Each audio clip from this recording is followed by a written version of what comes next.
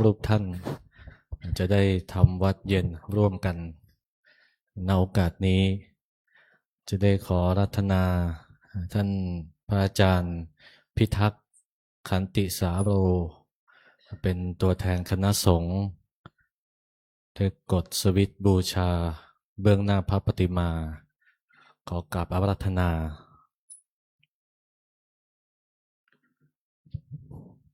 เจริญพรญาติโยมทุกคนทุกท่านประคองอัญชลีนั่งท่าเทพบุตรเทพธิดา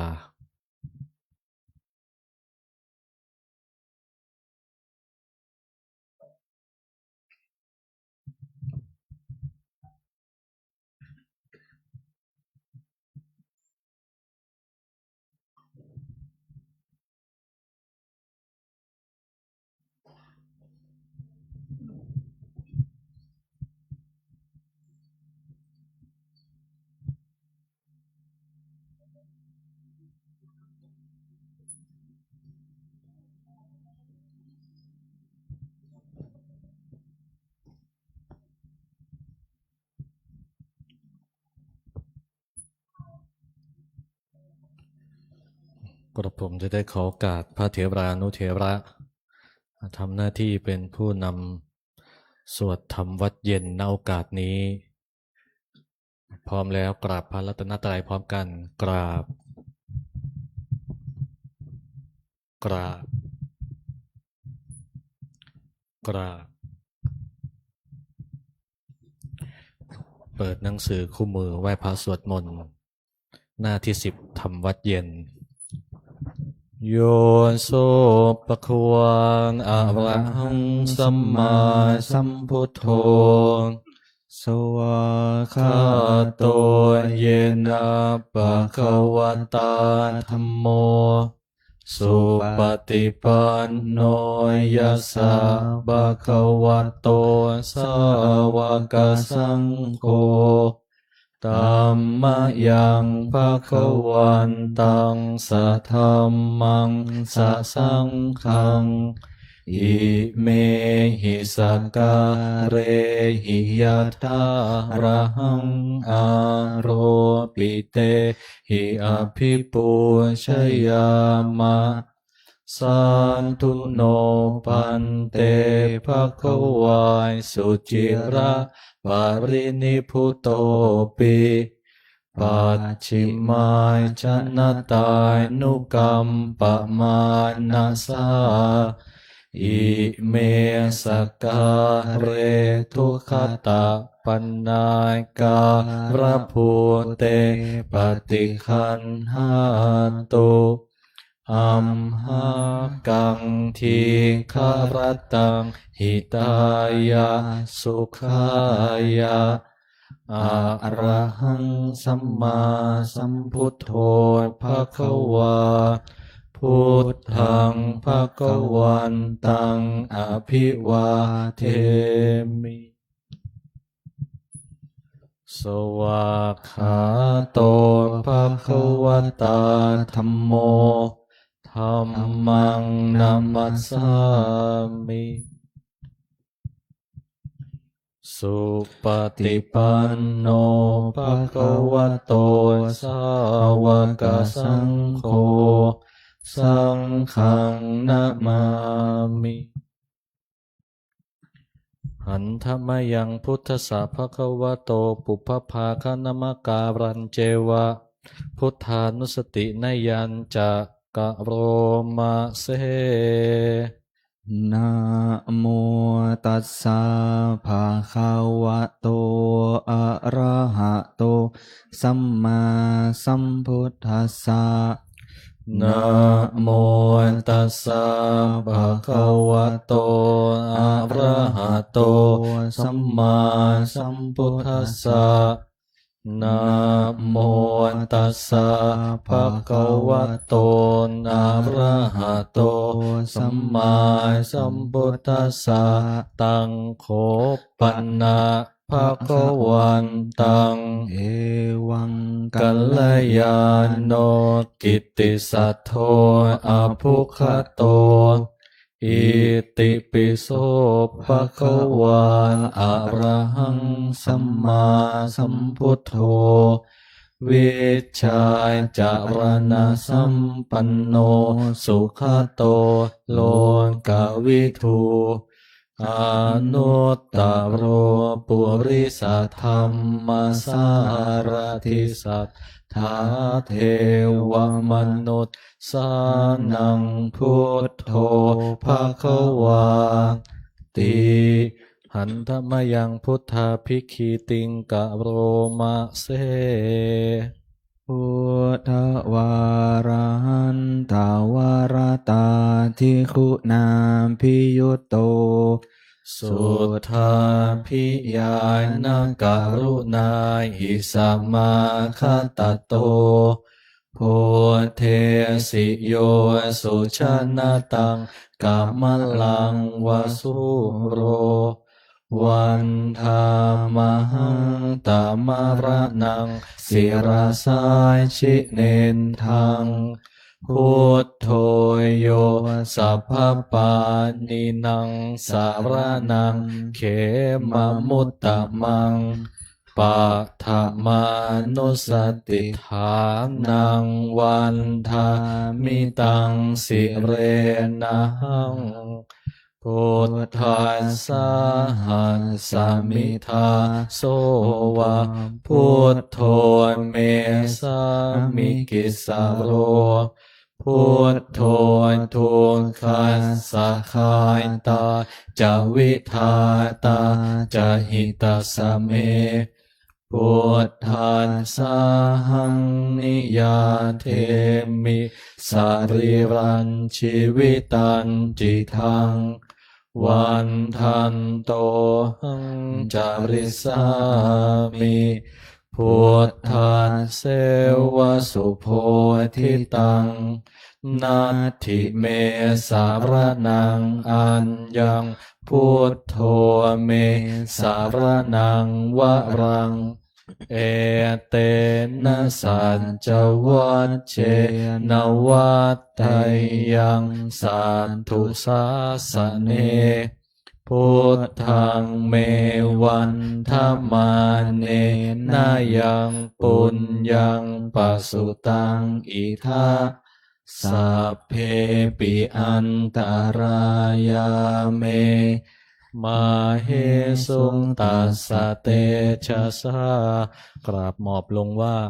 กายเยนะวาจายาวาเจตสาวาพุทเทกุกัมมังปะกะตังมะยายังพุทโธปฏิคันหตุอัจจยันตังกาลันตะเรสังวริตุงวะพุทเท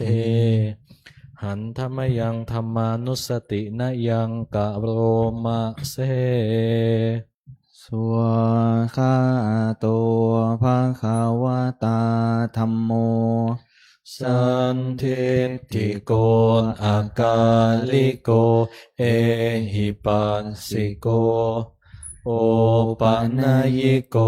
ปัจจตังเวทิตาโพวินโย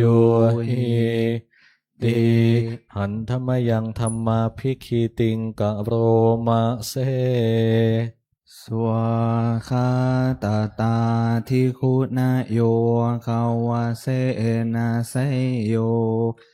โยมัคคปายกัปปริยัตติวิโมกขเพโทธัมโมกุโลกัปปตะนายตถาทาริธารีวันธามหังตามหารังวรธรรมเมตังธัมโมโยสัพพปานินังสารนังเขมมุตตมังทุติยานุสติฐานังวันทามิตังสิเรนะหังธรรมัสสะหัสสมิทาโสวะธัมโมเมสามิกิสาโรธัมโมทุกขัสสะคายตายจะวิทาตายจะหิตาสเมธ ธัมมัสสาหังนิยาเทมิสรีรันชีวิตันจิตังวันทันโตหังจาริสามิธัมมัสเสวะสุธัมมตังนัตถิเมสารนังอัญญังธัมโมเมสารนังวรังเอเตนะสัจวัชเชนวัตไตยังสัตถุสาสเนธัมมังเมวันธัมมาเนนะยังปุญญังปสุตังอิทัสสัพเพปิอันตรายาเมมาเหสุงตัสสะเตชะสากายเยนะวาจายาวาเจตสาวาธัมเมกุกัมมังปะกะตังมะยายังธัมโมปฏิคันหตุอัจจยันตังกาลันตะเรสังวริตุงวะธัมเมหันธมยังสังขานุสตินยังกะโรมะเสสุปฏิปันโน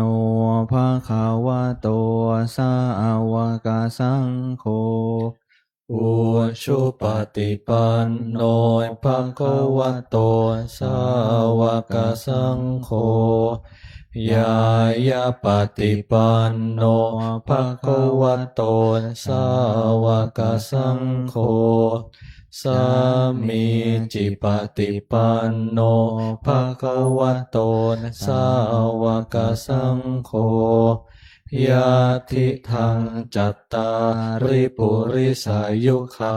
นิอัตถปุริสาปุคลาเอสัพพะคะวะโตสาวกสังโฆอาหุนายโยปาหุนายโยทักขินายโยอัญชลีการณิโยอนุตตรังปุญญเขตังโลกัสสาติหันธมยังสังฆาภิกขิติงกะโรมะเสสัทธัมมโชสุปฏิปัตติคุณาทิยุตโตโยทัพพิโทอริยปุคลสังฆเสโทศีลายทิธรรมปวราสยกายจิตโตวันธามหังตามริยานาคนังสุสุทังสังโฆโยสัพพปานินังสารนังเขมมุตตมังตาติยานุสติฐานังวันทามิตังสิเรนังสังขัสสาหัสสมิทาโสวะสังโฆเมสามิกิสาโรสังโฆทุกขัสสะคาตาจะวิทาตาจะหิตาสเมสังขัสสาหังนิยาเทมิสารีรันชีวิตันจิตังวันทันโตหังจาริสามิสังขัสโสปฏิปันนตังนัตถิเมสารนังอัญญังสังโฆเมสารนังวรังเอเตนะสัจวัชเชนวัตไตยังสัตถุสาสเนสังฆังเมวันธมาเนนะยังปุญญังปสุตังอิทัสสัพเพปิอันตรายาเมมาเหสุงตัสสะเตชะสากายเยนะวาจายาวาเจตสาวา สังเคกุกัมมังปะกตังมะยายังสังโฆปฏิคันหตุอัจจยันตังกาลันตะเรสังวาริตุงวสังเคหันธรรมยังอติตปัจเจเวคขณะปาทังพนามะเส อาจามยาอปาจเวคิตวายังจีวรังบาเรภุตังตัตังงยาวะเทวาสิตัสสะปฏิฆาตายะอุณหัสสะปฏิฆาตายะดังสามกัสสวาตายตปะสิริงสัปปะสัมผัสสานังปฏิคาตายะยาวะเทวะหิริโกปินาปฏิชาธนาทังอาชมายาอปัจเจเวคิตวายโยปินดาปาโตปาริพุตโตโสเนวะทวายะนามัทายะนามันดานายะนาวิภุสนายะยาวะเทวะอิมัสสกายาสัทธิติยายาปนายะวิหิงสุปารติยาพรหมจาริยานุขหายะอิติปุรานันจะเวทนังปฏิหังคามินาวันจะเวทนังนาอุปาเทสามิยัตราจะเมภวิสติอนวัชตาจะพาสุวิหารโรจาติอาชมายาอปัจเจเวคิตวายังเสนาสนังปริพุตังตังยาวะเทวะสิตัสสะปฏิฆาตายะอุณหัสสะปฏิฆาตา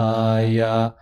ดังสัมมากัสสวาตาตปะสิริงสัมปะสัมผัสสานังปฏิฆาตาตายะยาวะเท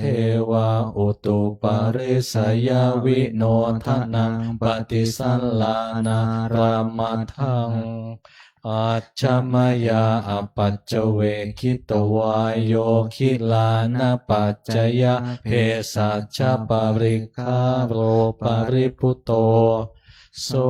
ยาวะเทวะอุปันนานังไวยาพาธิกานังเวทนานังปฏิฆาตายะอัมเพยาปัจฉาปรมตายาติ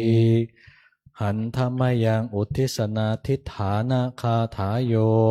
พนามะเสอิมินาปุญญากรรมเมนาอุปัชฌายาคุณุตตรา อาจาริยุปการาจามายตาปิตาจยาตกาสุริโยจันทิมาราชาคุณวันตานาราปิจาพระมมาราจอินทาจะโลกปาลาจะเทวตายาโมมิตามนุสาจะมัจจตาเวริกาปิจาสัพเพสัตตาสุขีหนตุปุญญานิปกตานิเม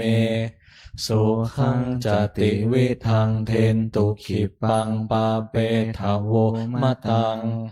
อิมินาปุญญากรรมเมนะอิมินาอุทิเสนาจะขิปาหังสุลเพเจวะตันหุปาทานะเชทนังเยสันตาเนหินาธัมมายาวานิพพานโตมะมังนัสสันตุสัพพะทาเยวายาถาชาโตภเวภเวปุชุจิตตังสติปัญญาสันเลโควิริยัมหินามาราลพันตุโนกาสังกาตุนจะวิริเยสุเมพุทธาทิปาวะโรนาโถธัมโมนาโถวารุตตโมนาโถปัจเจกพุทโธจะสังโฆนาโถตะโรมะมังเตโสตมานุภาเวนะ มาโรกาสังลพันตุมา หันธรรมยังสารพันเยนะพุทธมังคละคาถาโยพนามะเส สัมพุทโธทิปาทังเสโท นิสินโนเจวามาชิเมโกนดันโยปุปปาภาเคจาอาคาไนเยจากาสโปสารีปุตโตจะทาคิเนหารติเยอุปาลิจาปัจฉิเมปิจานันโทพายาเพจะขวัมปติโมคันลาโนจะอุตตาเรหิสาเนปิจาราหุโลอิเมโขมังคลาพุทธาสัพเพอิทัปปติทิตาวันทิตาเตจะอัมเหหิสักการเรหิจะปุชิตาเอเตสังอานุภาเวนะสัพพโสติภวันตุโนอิเจวามาจันตานามาสนัยยังนามาสมาโนรัตนาตายังยังปุญญาปิสัมทังวิปุลังอาลาทังตัสสะนุภาเวนะหะตังตารายโยเปิดไปที่หน้าหนึ่งหันธรรมยังทักขินะโมลิธาตุนมการาปาทันเจวะวชิราพุทธรูปปาทันจะพนามะเสนะโมพุทธายะนามามิติโลกะโมลิงโลหังกุเตปาติทิตังปุชิตังสัพพะโลเกหิกิติมันตังมโนหารังอาหังวันทามิสัพพะทาหังคาวาหาเยปุเรรัมเมโกวิลาลาคาปะพะเตสะหิเหมะคูหาคาเพทาขินะโมลิธาตุโยอาหังวันทามิสัพพะทากายเยนะวาจายะเจสะวาชิรังนามาปาติมังอิทธิปาติหาริยกะรังพุทธรูปังอาหังวันทามิสัพพะโสสัทธาโสธิภวันตุเมเปิดไปที่หน้าหันธรรมยังสิริมังคละมหาเถราภิทุติคาถาโยปนามะเสสิริธาตามหาเทโรหิริโกสิริมังคโล มังคะโลปายาเมทาวิมังคะโลปายาเทสโกคารุธานียาปาโมโคสิสานุสิสานายโกโลกานุกรรมปิเมตายาสติปัฏฐานาทารโกสติมาอัปปมาโตจาตังนามาสามิสัพพะทาติสิริมังคละสมณวิสุทธวงศ์โสภาสง่าองค์ ทรงสิริมิ มิ วั วั ง ง วา วาย ยสำรวม ยืนเดินนั่ง ผู้พร้อมพรั่งด้วยละอาย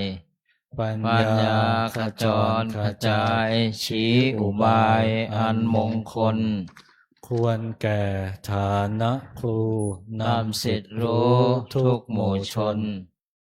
ชาวโลกต่างได้ยนต์สงเคราะห์ชนด้วยเมตตา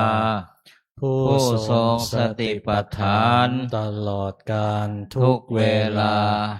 ทรงนามสติมา ไม่ประมาทองค์อาจงาม ข้า ข้า ข ข อ อน มัสการ ประดิษฐา ฐาน นในทุกยามเถระ ผู้ทรงนาม ว่าสิริมังคะโล ซึ่งวันนี้เป็นวัน15 ค่ำเดือน9ฉะนั้น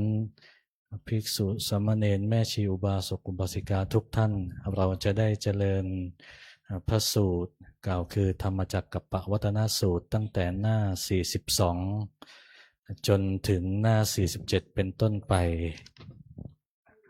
นิมนต์ตัวแทนขัดธรรมจักกัปปวัตนสูตร อนุตตรังอภิสัมโพธิง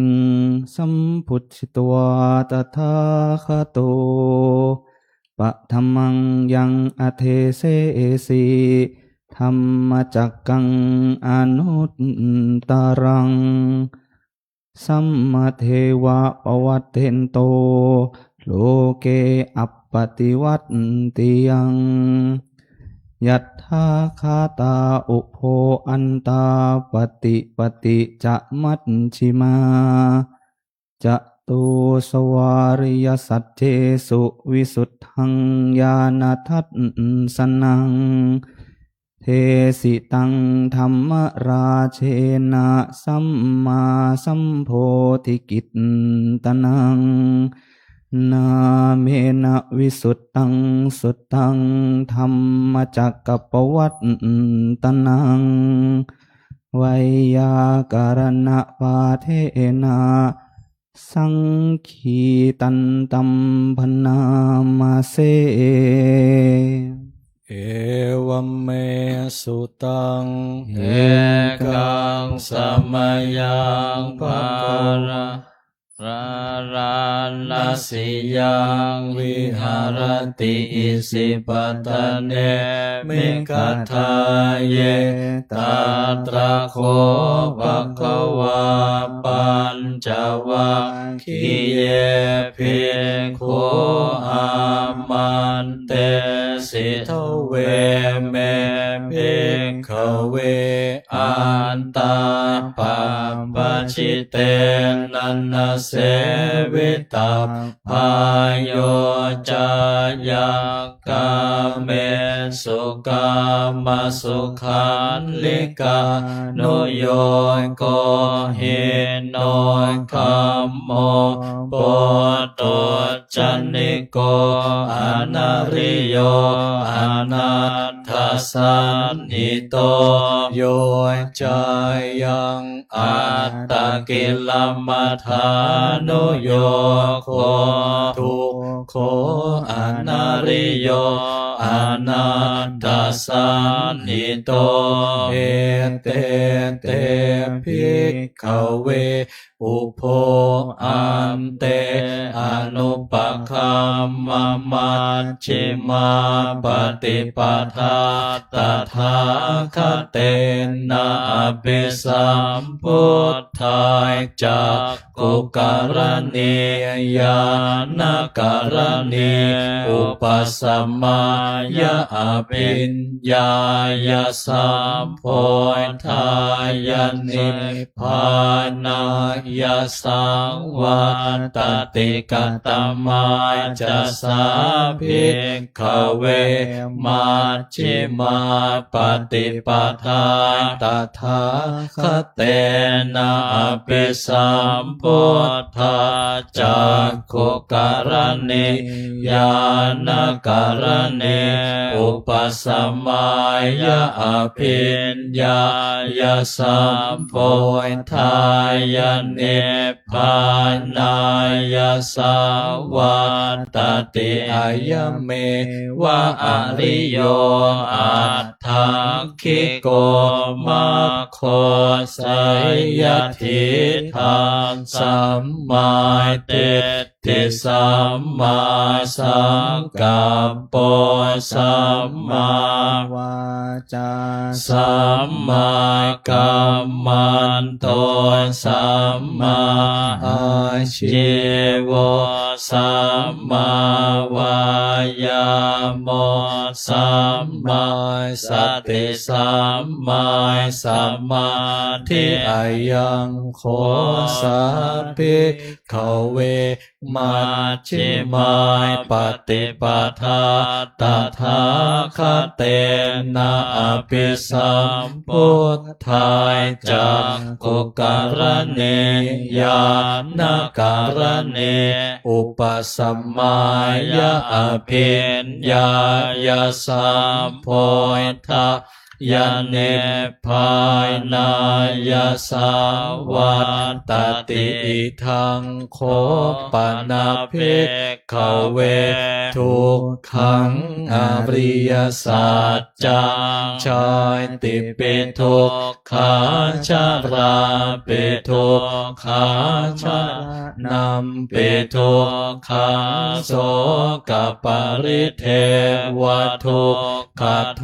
นมนัสสุปายาสาปิทุกขาอัปปิเยหิสัมปโยโคทุกโคปิเยหิเวปโยโคทุกโคยัมปิชันนลปฏิตัมปิทุกขังสังขิเตนะปัญจุปายทานาขันธายทุกขาอิทังโคปนาภิกขเวทุกขสมุทัยโยอริยสัจจังยายาตัณหาปนภวิกานันทิราคะสหคตาตัตระตัตราภินันทิเนสัยยทิทากามตัณหาภวตัณหาเวภวตัณหาอิทังโคปานาภิกขเวทุกขานิโรธโทอริยสัจจังโยตัสสะเยวัตตัณหายะเสสะวิราคะนิโรธโทจายโคปฏินิสสะโคโมติอนาลโยอิทังโคปนาภิกขเวทุกขานิโรธคายมินิปฏิปทาอริยสัจจังอายะเมวะอริโยอัตถังคิโกมาโคสัยย ยทิทังสัมมาทิฏฐิสัมมาสังกัปปะสัมมาวาจาสัมมากัมมันโตสัมมาอาชีวะสัมมาวายามะสัมมาสติสัมมาสมาธิทุกขังอริยสัจจังติเมภิกขเวปุพเพ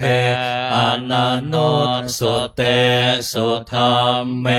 สุจักขุงอุทธัปปายทิยานังอุทธัปปาทิปัญญาอุทธัปปาทิเว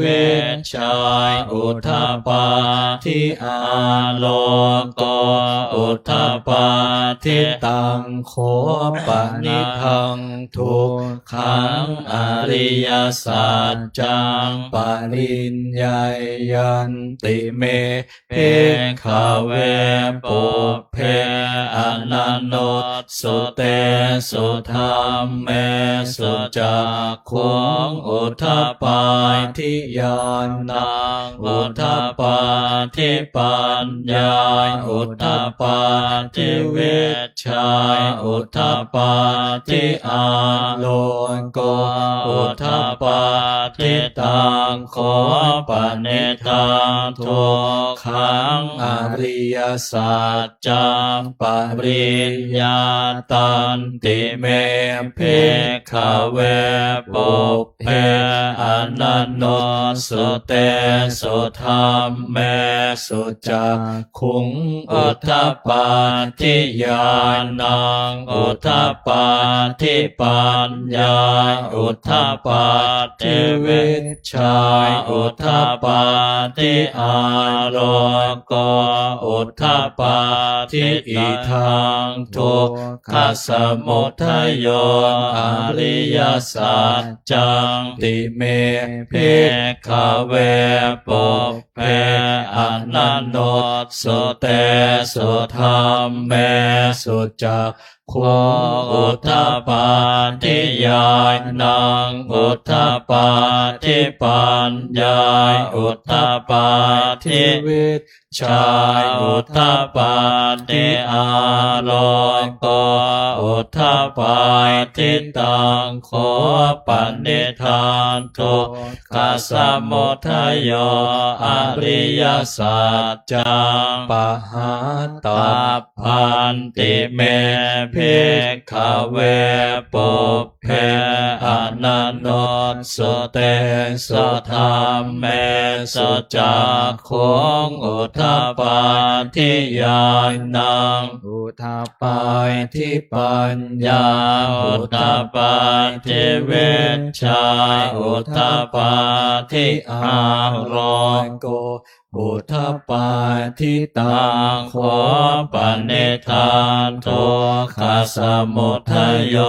อริยสัจจังปะหินันติเมภิกขเวปุพเพอนันโนสุเตสุธรรมเมสุจักขุงอุทธัปปาทิญาณังอุทธัปปาทิปัญญาอุทธัปปาทิเวชชายอุทธัปปาทิอาโลโกอุทธัปปาทิอิทังทุกขนิโรธอริยสัจจังติเมภิกขเวปุพเพอนันโนสุเตสุธรรมเมสุจักขุงอุทธัปปาทิญาณังอุทธัปปาทิปัญญาอุทธัปปาทิเวชชายอุทธัปปาทิอาโลโกอุทธัปปาทิตังโคปนิทังทุกขนิโรธอริยสัจจังสัจฉิกาตัพ พันติเมภิกขเวปุพเพอนันโนสุเตสุธรรมเมสุ สุ จั จั ก กของอุทธปาทิยานังอุทธปาทิปัญญาอุทธปา ทิวิช ชาอุทธปาทิอาโลโกอุทธปาทิตังโขปนิทังทุกขานิโรธอริยสัจจสัจจิกาตันติเมภิกขเว ปุเพอนันโนสุเตสุธร ธร ร ร ม มเมสุจักของอุทธปาทิยานังอุทธปาทิปัญญาอุทธปาทิเวชชาอุทธปาทิอาโรโกอุทธปาทิตทังทุกขานิโรธคายเมเนปฏิปทาอริยสัจจา ติเม ภิกขเวปุพเพอนันโนสุเตสุธรรมเมสุจักของ อุทธปา เทยานังอุทธปาทิปัญญาอุทธปา ทิวิช ชาอุทธปาทิอาโลโกอุทธปาทิตังโขปนิทังทุกขานิโรธคามิเนปฏิปทาอริยสัจจัง ภาเว ตาพันติเมภิกขเวปุพเพ อนันโนสุเตสุธรรมเมสุ สุ จั จั ก กขุอุทธปาทิยานังอุทธปา ทิปัญ ญาอุทธปาทิเวชชาอุทธปาทิอาโลโกอุทธปาทิตังโขปนิทานโตขานิโรธคายเมเนปฏิปทา อริยสัจจ จาภาวิตันติเมภิกขเวปุพเพ อนันโนสุเตสุธรรมเมสุ สุ จั จั ก กของอุทธปาทิยานังอุทธปาทิปัญญาอุทธปาทิเวชชาอุทธปาทิอาโรโกอุทธปาทิ ยาวะ เกวันจะเมภิกขเว อิเมสุ สุ จ จ ตุ ตุสุอริยสัจเจสุเอวันติปาริวันตังทวายทัสสาการังยถา พุทธังญาณทัสสนังนาสุวิ วิ สุ สุทธังอโหสิ เอวตาวาหังภิกข ขเวสเทวะเกโลเกสัมมาระเกสัพระมะเกสัสมณพระมณิยาปัจจายสัทเทวมโนสายะอโนตตระสัมมาสัมโพธิ อภิสัมพุทโธปัญจัญญาสิงยโต จะขอเมภิกขเว อิเมสุ สุ จ จ ตุ ตุสุอริยสัจเจสุเอวันติปาริวันตังทวายทัสสาการังยถาโพตัง ญาณทัสสะนังสุวิสุทธังอโหสิอัฏฐาหังภิกขเวสัทเทวะเกโลเกสัมมาระเกสัพพะมะเกสัสสะมณพรหมณิยาปัจฉายาสทเทวมโนสายาอนุตตรังสัมมาสัมพุทเทอภิสัมพุทโธปัจจัญญาสิงญาณัญจะปันนะเม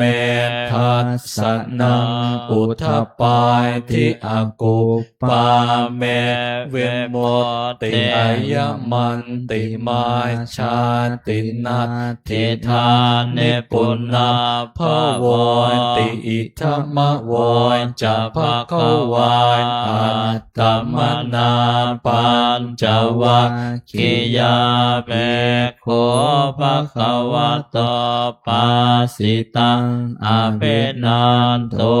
อิมัสสมิงจะปันนาวายยังการณาสเมพันยมาเนอายาสัมมโตโก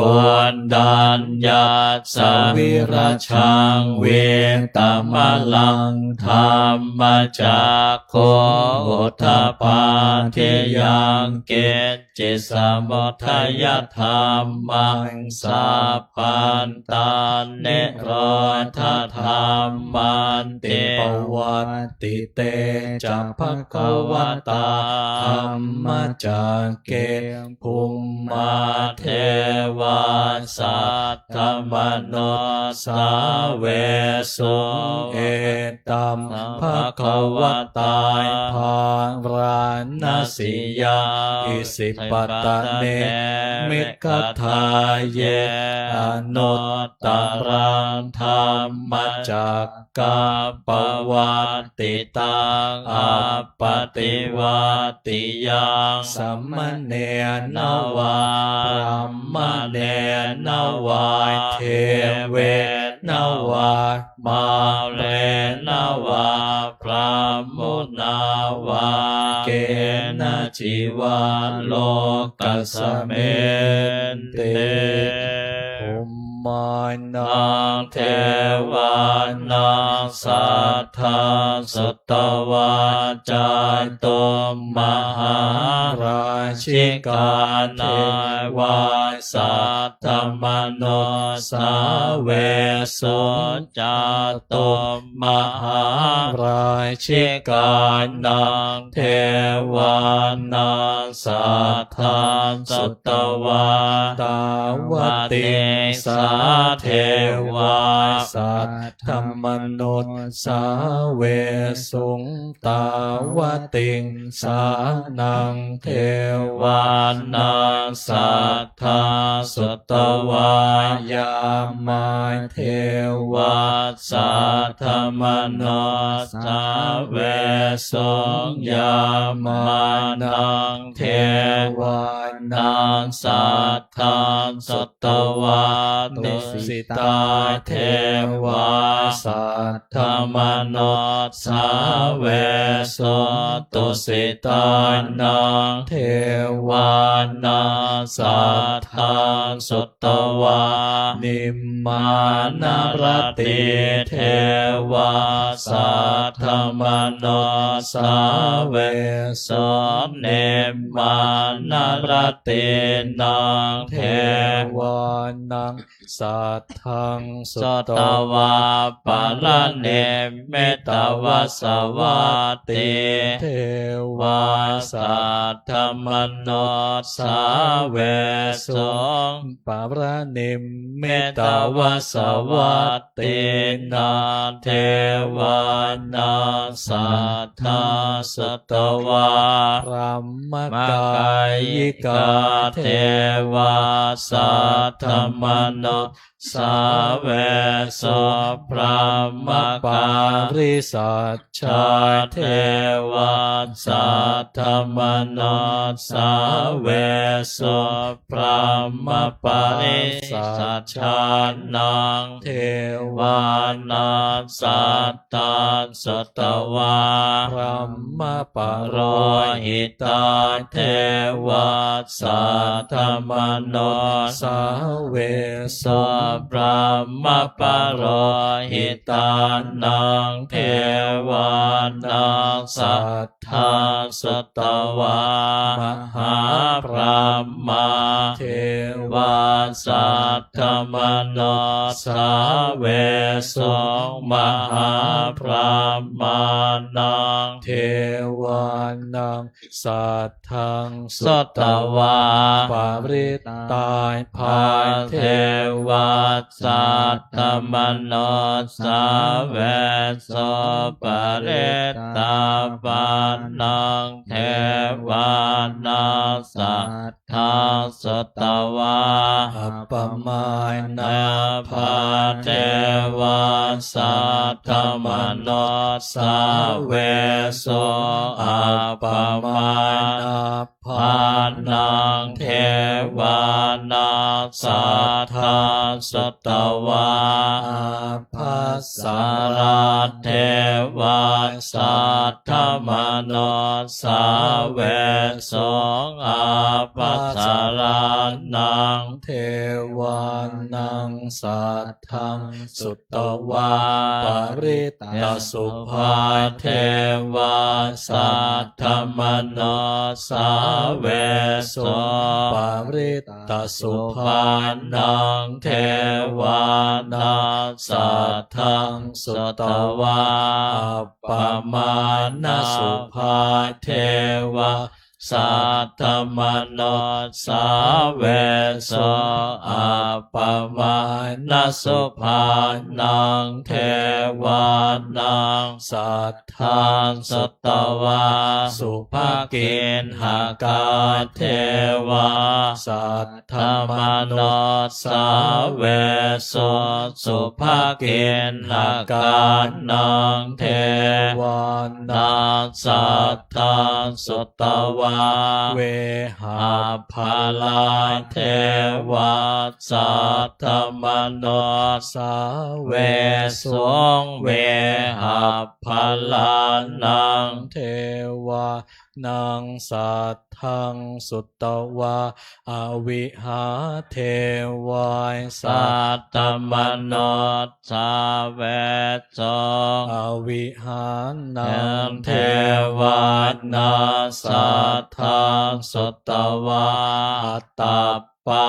เทวาสัทธมโนสาเวโสอัตตปานังเทวานังสัทธังสุตวาสุทัสสะเทวาสัทธมโนสาเวโสสุทัสสะนังเทวานังสัทธังสุตวาสุทัสสีเทวาสัทธมโนสาเวโสสุทัสสีนังเทวานังสัทธังสุตวาอกันนิทากาเทวาสัทธมโนสาเวโสเอตัมภคะวตาภารณสิยา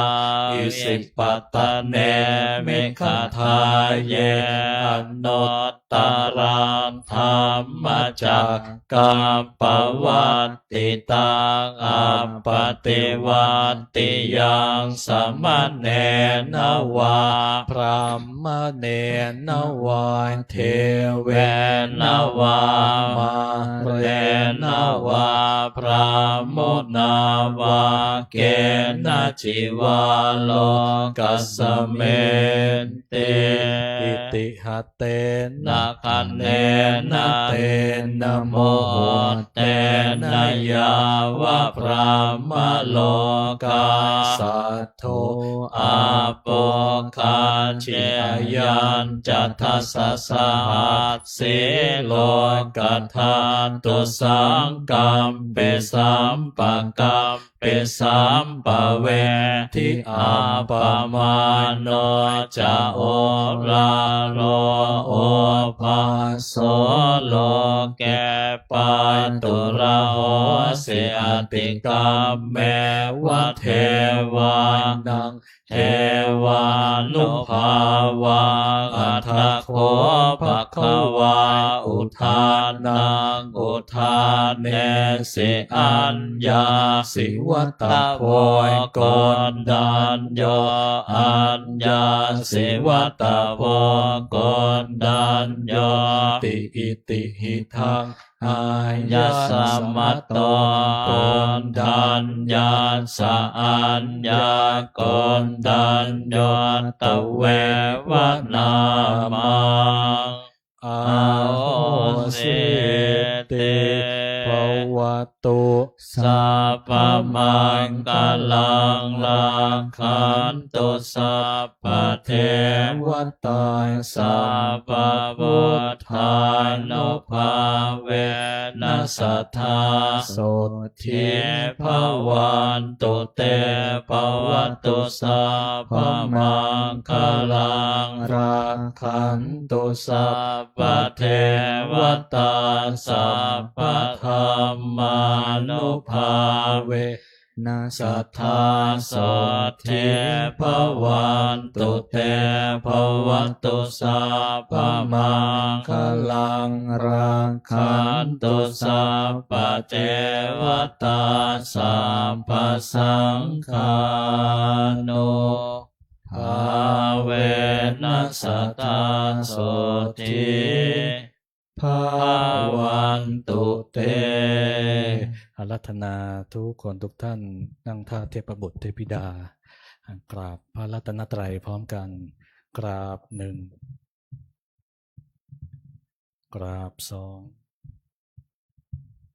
กราบสามกราบพระเดชพระคุณหลวงปู่พร้อมกันกราบกราบ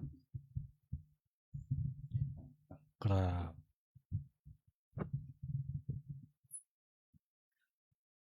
ต่อไปญาติโยมทุกคนทุกท่านกราบพระสงฆ์พร้อมกันกราบหนึ่งกราบสองกราบสามวันนี้จบการทำวัดเย็นแต่เพียงเท่านี้วันนี้ญาติโยมทุกคนทุกท่านทั้งพระภิกษุสามเณรแม่ชีอุบาสกอุบาสิกาทุกท่านได้สาธยายพระธรรมจักรกัปปวัตนสูตรวันนี้โดยความพร้อมเพรียงกันโดยมีท่านอาจารย์เจ้าคุณอมรเวทีผู้ช่วยเจ้าวาดพระอารามหลวงเป็นผู้นำสาธยายนะวันนี้ญาติโยมทุกคนทุกท่านวันนี้เป็นวันศุกร์ที่28เดือนสิงหาคมพุทธศักราช2569ตรงกับวันขึ้น10ค่ำขออภัยขึ้น15ค่ำเดือน9ซึ่งวันนี้เป็นวันอุโบสถนับตามอุโบสถแล้วญาติโยมทุกคนทุกท่านเป็นอุโบสถที่2ในฤดูฝนในศาสนามี3ฤดูซึ่งฤดูนี้เป็นฤดูฝนมีทั้งหมด7อุโบสถกับ1ปวารณาอันนี้เป็นภาษาทางพระวินัยนับกันอย่างนี้ซึ่งวันนี้เป็นวันธรรมสวนะภาคกิจกรรมวันพระเราก็มีการสาธยายทำวัดเย็นร่วมกันตั้งแต่ 18:30 นาทีเป็นต้นไปจากนั้นญาติโยมทุกคนทุกท่านประมาณเวลา 19:30 นาทีเราท่านทั้งหลายญาติโยมคณะแม่ชีอุบาสกอุบาสิกาจะได้สมาทานศีลจากพระเถระจากนั้นรับฟังปาฐกถาธรรมจากพระภิกษุสามเณรจากนั้นเราก็จะกล่าวคำบูชาดอกไม้ธูปเทียน และจากนั้นปฏิบัติบูชาร่วมกันมีการกราบสติปัฏฐานสี่นั่งสมาธิเป็นต้นจากนั้นกราบขออภัยกล่าวคำกรวดน้ำแบบพื้นเมืองล้านนาสุดท้ายเรากราบลาพระรัตนตรัยและประทักษิณที่พระเจดีย์ของเราอันนี้เป็นกิจกรรมลำดับเป็นพิธีเบื้องต้นเพียงเท่านี้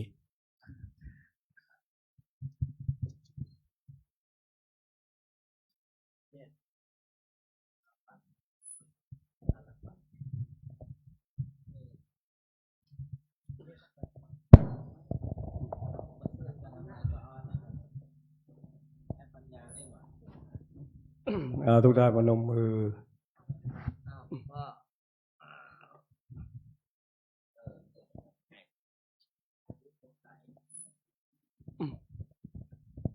พร้อมแล้วกราบ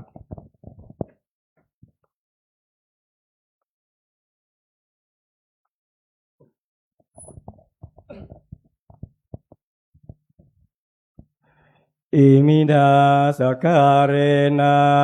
ตังพุทธังอภิปูชยามะอิมินาสการเรนะตังธัมมังอภิปูชยามะอิมินานาตังสังฆังอภิปูชยามะอะระหังสัมมาสัมพุทโธภควาพุทธังภควันตังอภิวาเทมิสวากขาโตภควตาธัมโมธัมมังนามัสสามิสุปฏิปันโนภควโตวะกสังโฆสังฆังนามามิมายังพันเต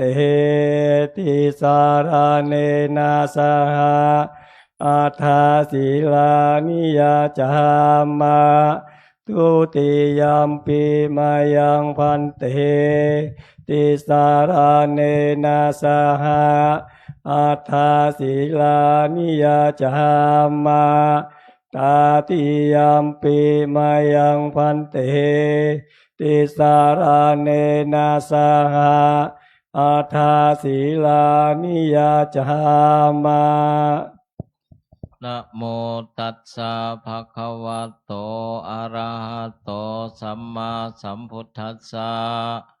นะโมตัสสะภะคะวะโตอะระหะโตสัมมาสัมพุทธัสสะนะโมตัสสะภะคะวะโตอะระหะโตสัมมาสัมพุทธัสสะนะโมตัสสะภะคะวะโตอะระหะโตสัมมาสัมพุทธัสสะนะโมตัสสะภะคะวะโตอะระหะโตสัมมาสัมพุทธัสสะนะโมตัสสะภะคะวะโตอะระหะโตสัมมาสัมพุทธัสสะพุทธังสรณังคัจฉามิพุทธังสรณังคัจฉามิธัมมังสรณังคัจฉามิธัมมังสรณังคัจฉามิสังฆังสรณังคัจฉามิสังฆังสรณังคัจฉามิทุติยัมปิพุทธังสรณังคัจฉามิทุติยัมปิพุทธังสรณังคัจฉามิทุติยัมปิธัมมังสรณังคัจฉามิทุติยัมปิธัมมังสรณังคัจฉามิทุติยัมปิสังฆังสรณังคัจฉามิทุติยัมปิสังฆังสรณังคัจฉามิตติยัมปิพุทธังสรณังคัจฉามิตติยัมปิพุทธังสรณังคัจฉามิ ตติยัมปิธัมมังสรณังคัจฉามิ ตติยัมปิธัมมังสรณังคัจฉามิ ตติยัมปิสังฆังสรณังคัจฉามิ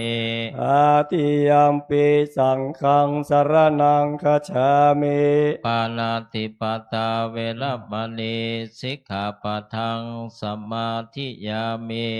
ปานาติปาตาเวรมณีสิกขาปะทังสมาธิยามิ อาทินนาทานาเวรมณีสิกขาปะทังสมาธิยามิ อาทินนาทานาเวรมณีสิกขาปะทังสมาธิยามิ กาเมสุมิจฉาจาราเวรมณีสิกขาปะทังสมาธิยามิ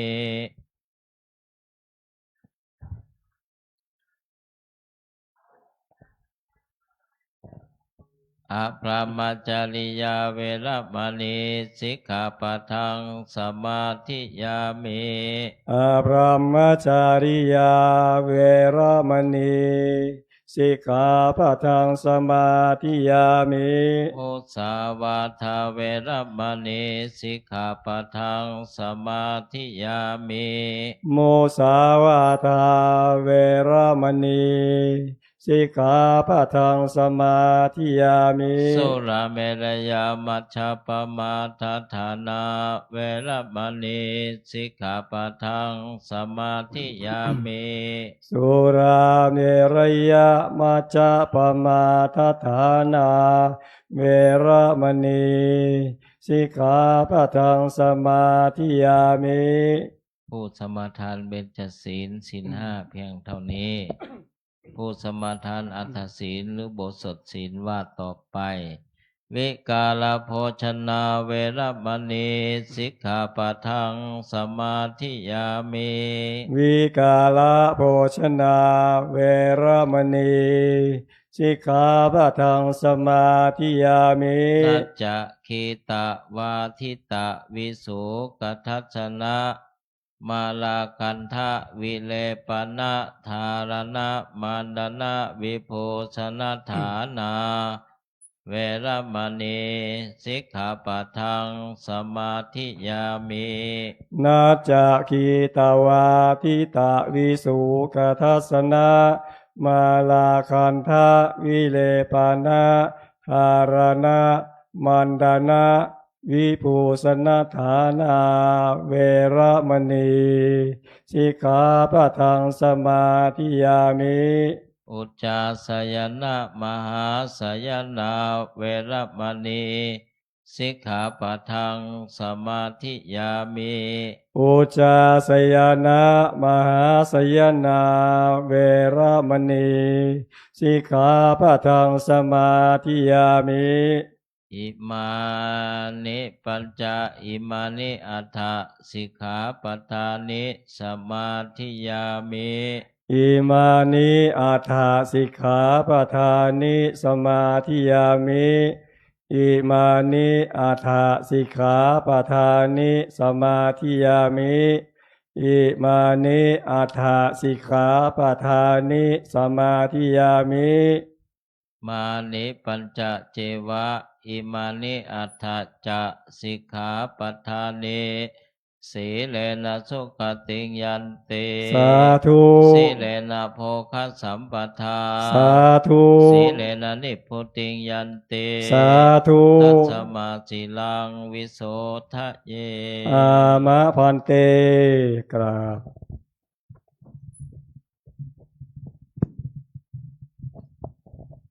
ขอถวายความเคารพและขอโอกาส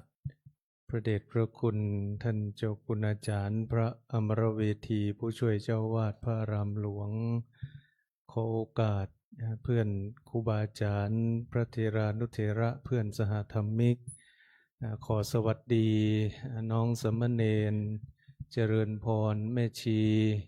อุบาสกและอุบาสิกาญาติโยมทุกท่าน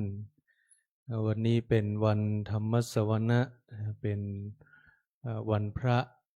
ที่คณะญาติโยมได้มาร่วมก ระทำกิจกรรมในวันธรรมสวนะก่อนที่จะได้ฟังปาฐกถาธรรมอาตมาก็ขอประชาสัมพันธ์เป็นเตื้อที่4เนาะประชาสัมพันธ์ไปแล้ว3เตื้ออันนี้ก็จะเป็นเตื้อที่4จะประชาสัมพันธ์จนกว่าจะหมดเขตการทำหนังสือนั่นก็คือเรื่องราวเกี่ยวกับพระเดชพระคุณหลวงปู่พระพรหมมงคลตอนนี้กำลังรวบรวมเพื่อที่จะได้จัดทำเป็นหนังสือโดยคุณสุพรปณิธานสิริกุลผู้รับผ้าพระกฐินพระราชทานผู้ขอรับผ้าพระกฐินพระราชทานนำมาทอดถวายนำมาทอดณวัดพระธาตุศรีจอมทองวรวิหารในปีนี้ได้มีความประสงค์ที่จะทำหนังสือเกี่ยวกับพระเดชพระคุณหลวงปู่ก็คือเรื่องราวที่คณะศิษยานุศิษย์ทรงจำเกี่ยวกับหลวงปู่จะได้รวบรวม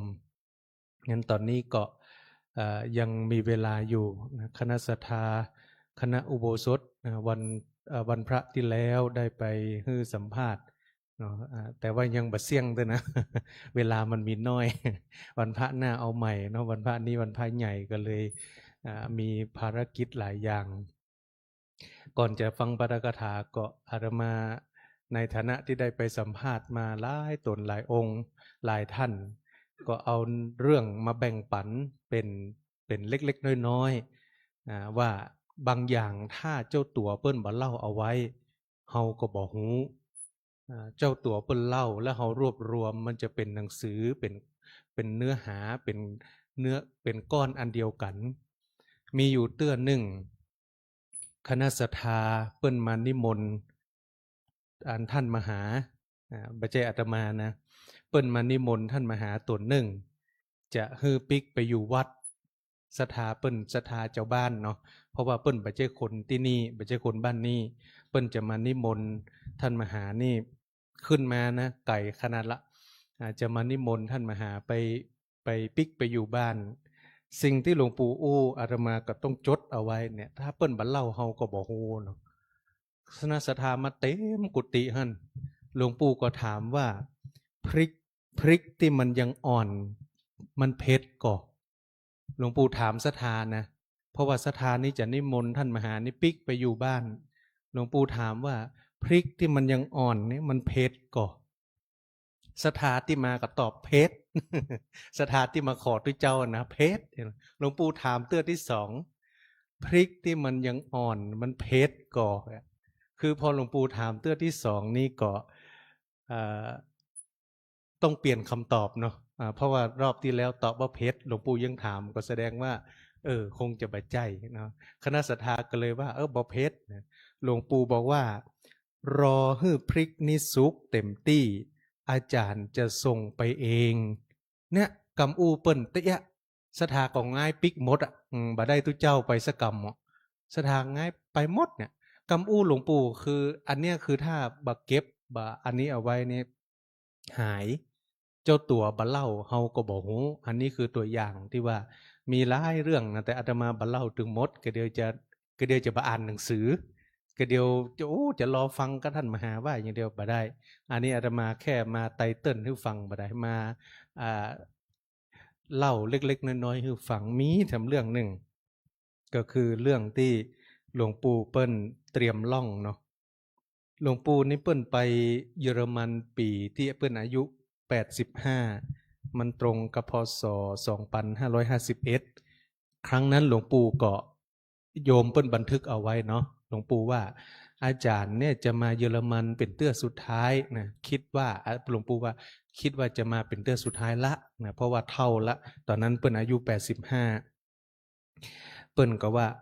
อาจารย์ก็บ่ฮู้ว่าจะตายเมื่อใดอันนั้นคือปี51ปี52หลวงปู่ไปงานพระราชทานเพลิงศพหลวงปู่หนูวัดพระสิงห์พอปิกมาเปิ้นก็สั่งให้เอาล่องแบบหลวงปู่วัดพระสิงห์เปิ้นไปงานพระราชทานเพลิงศพที่วัดพระสิงห์เปิ้นปิกมาเปิ้นสั่งให้เอาล่องอย่างหลวงปู่วัดพระสิงห์เนี่ย คดีคณะศิษย์ก็เตรียมตัวความแตก รอบแรกนี่ความแตก หลวงพ่อท่านเจ้าคุณหูซะก่อน โครงการยกเลิก บ่ได้สกรรมนะความแตก แต่หลวงปู่เพิ่นก็บ่ลดละนะปี52นี่เพิ่นเตรียมแล้วรอบหนึ่งแล้วเพิ่นก็เตรียมใหม่ประมาณสัก53-54เอาใหม่สั่งใหม่ รอบนี้ก็ประสบความสำเร็จแต่ก็คือสั่งเอามา อันนี้เล่าเพราะว่าหลวงปู่ละสังขารไปแล้วเนาะก็อันนี้ต้องเก็บเอาไว้ ก็สั่งมาเสร็จแล้วก็ปิดทองอย่างมาเรียบร้อย เสร็จแล้วก็เอาไปไว้ที่ศาลาบำเพ็ญบุญ เอาไปไว้ที่ศาลาบำเพ็ญบุญ ตอนนั้นอาตมาก็จำมาได้ว่าคณะสามเณรไปทำมาอย่างที่ศาลาบำเพ็ญบุญ ก็มีล่องหลวงปู่เนี่ย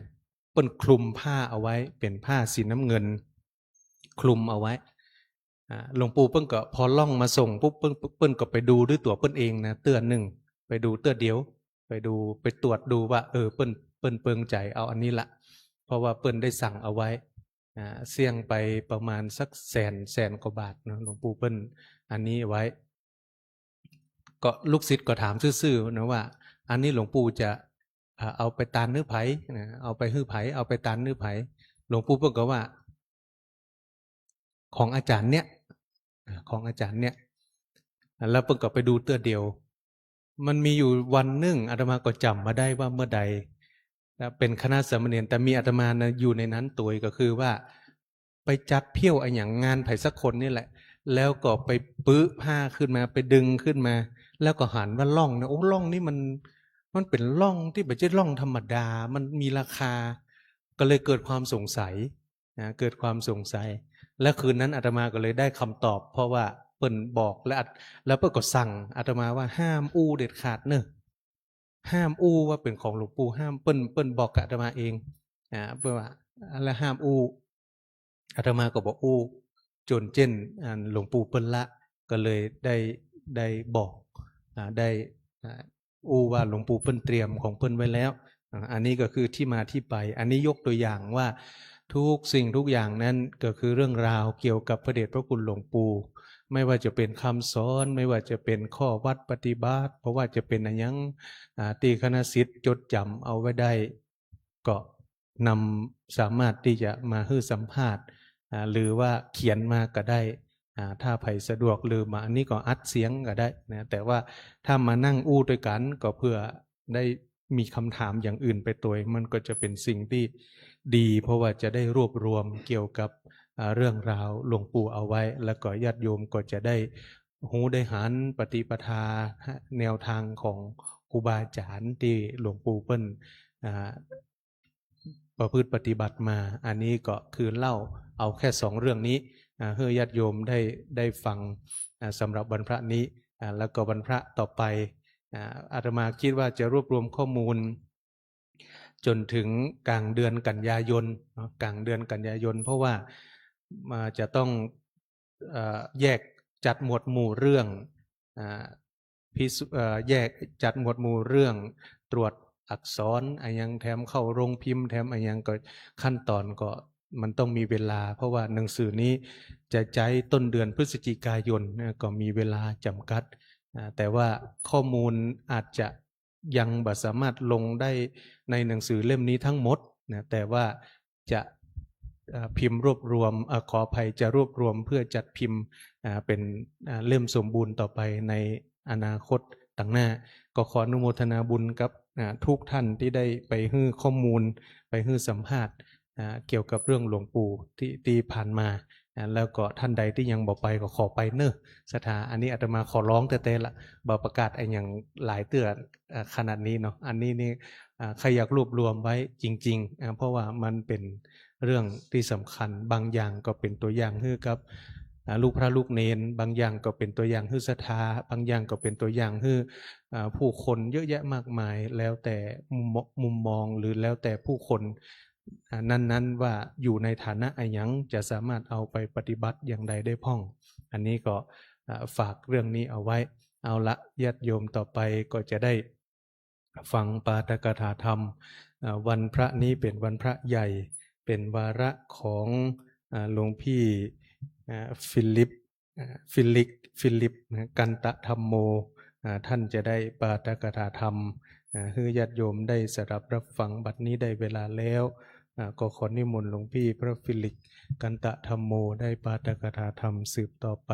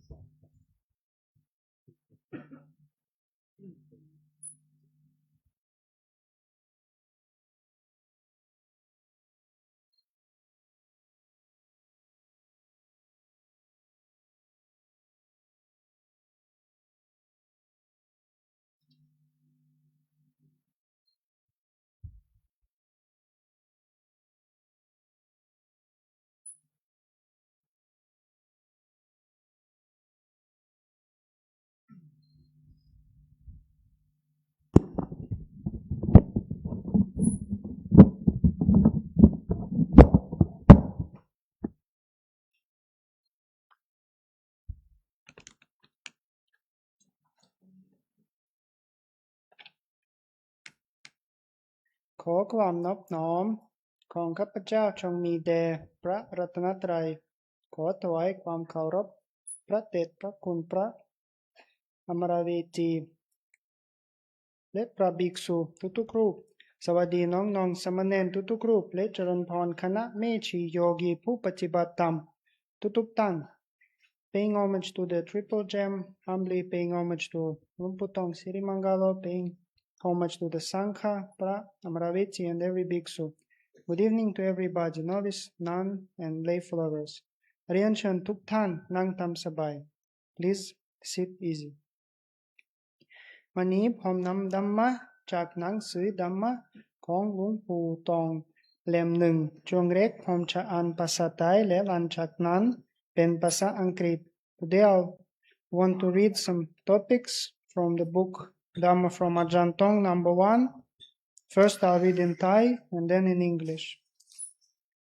อุปกรณ์ในการทำความเพียร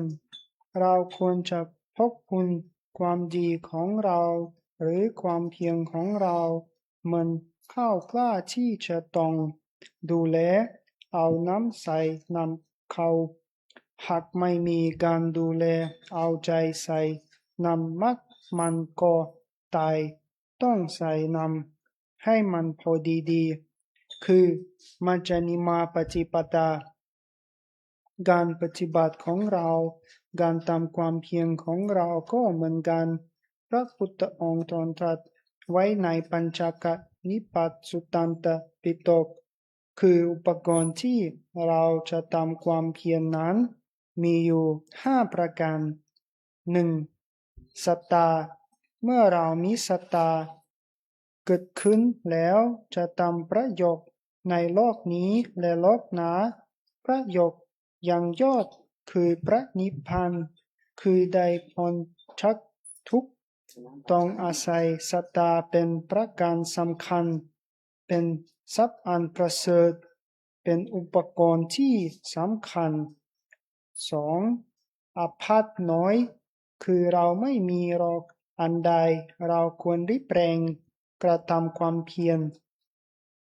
3. ต้องไม่โอวาทมีมารยาทหรือแข่งกับใครคือเรารักษาศีลเจริญภาวนาไม่ใช่โอวาทคนอื่นเราต้องไม่มีมารยาทกับใคร 4. ประกอบความเพียรเราต้องมีความขยันเมื่อ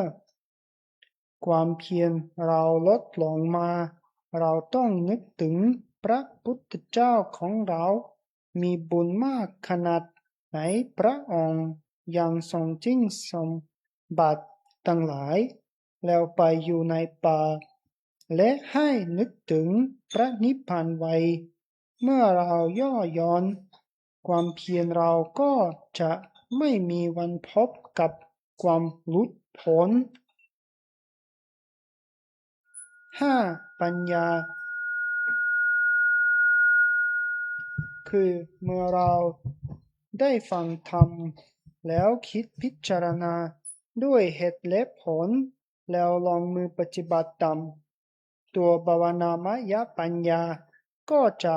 เกิดขึ้นโดยสติปัฏฐานทั้งสี่กายเวทนาจิตธรรมตัวภาวนามยปัญญาก็เป็นตัวตัดความโลภความโกรธความหลงที่อยู่ในจิตใจของเราจะค่อยๆตัดไปถ้าเรามีเพียงแต่ความคิดเพียงแต่ฟังก็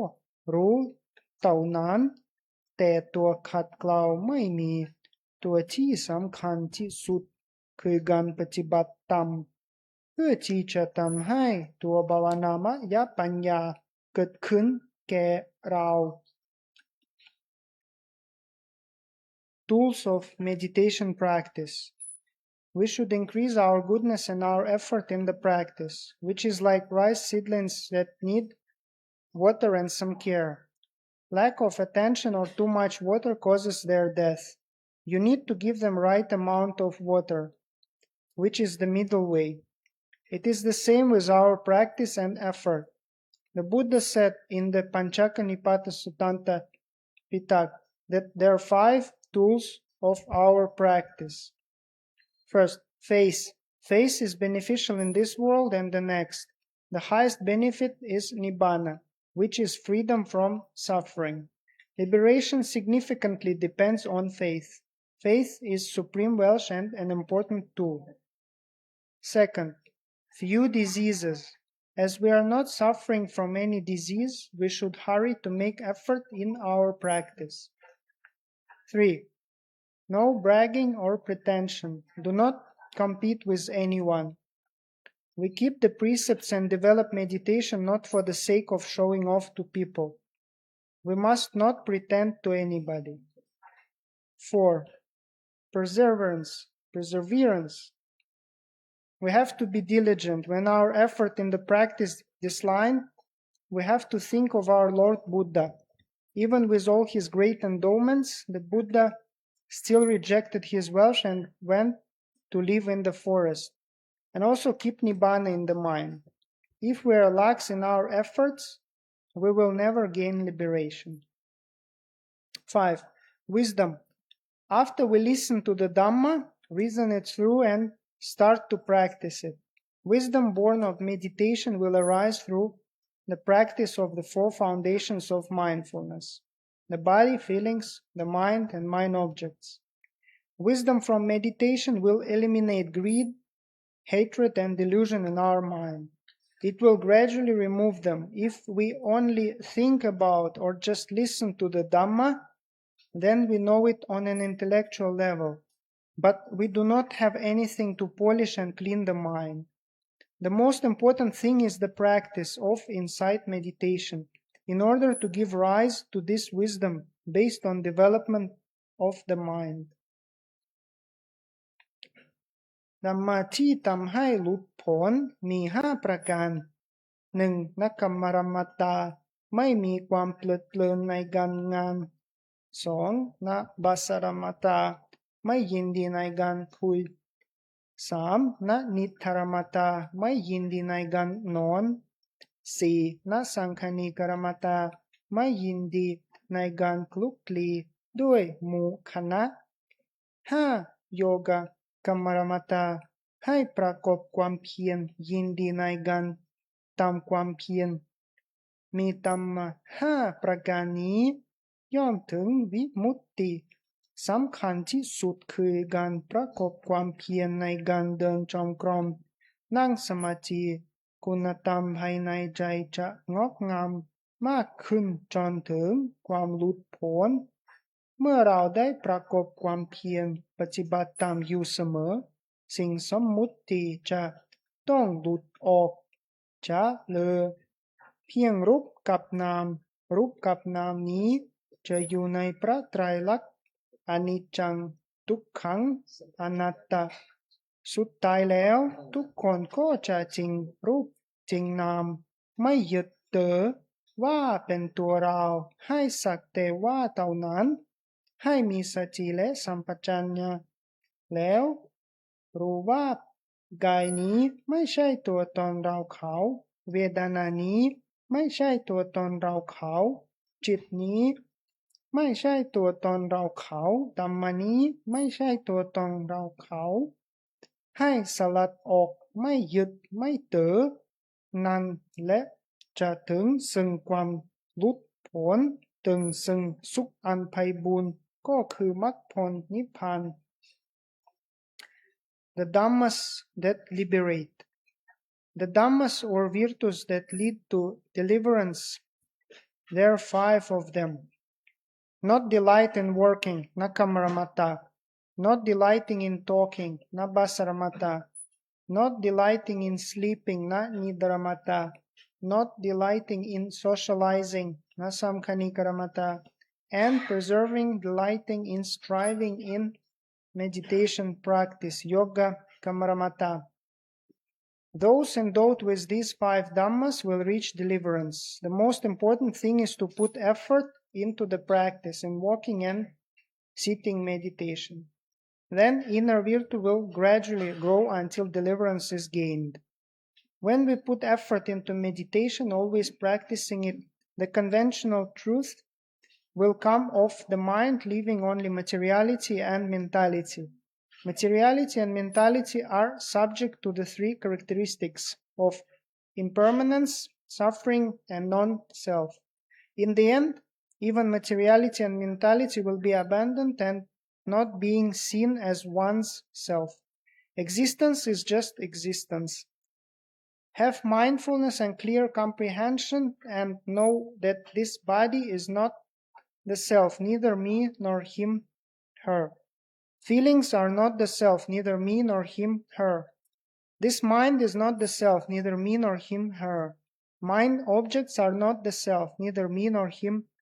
her. Abandon them without clinging. This is precisely how you attain deliverance, the highest happiness, which is the path, fruition, and nibbana.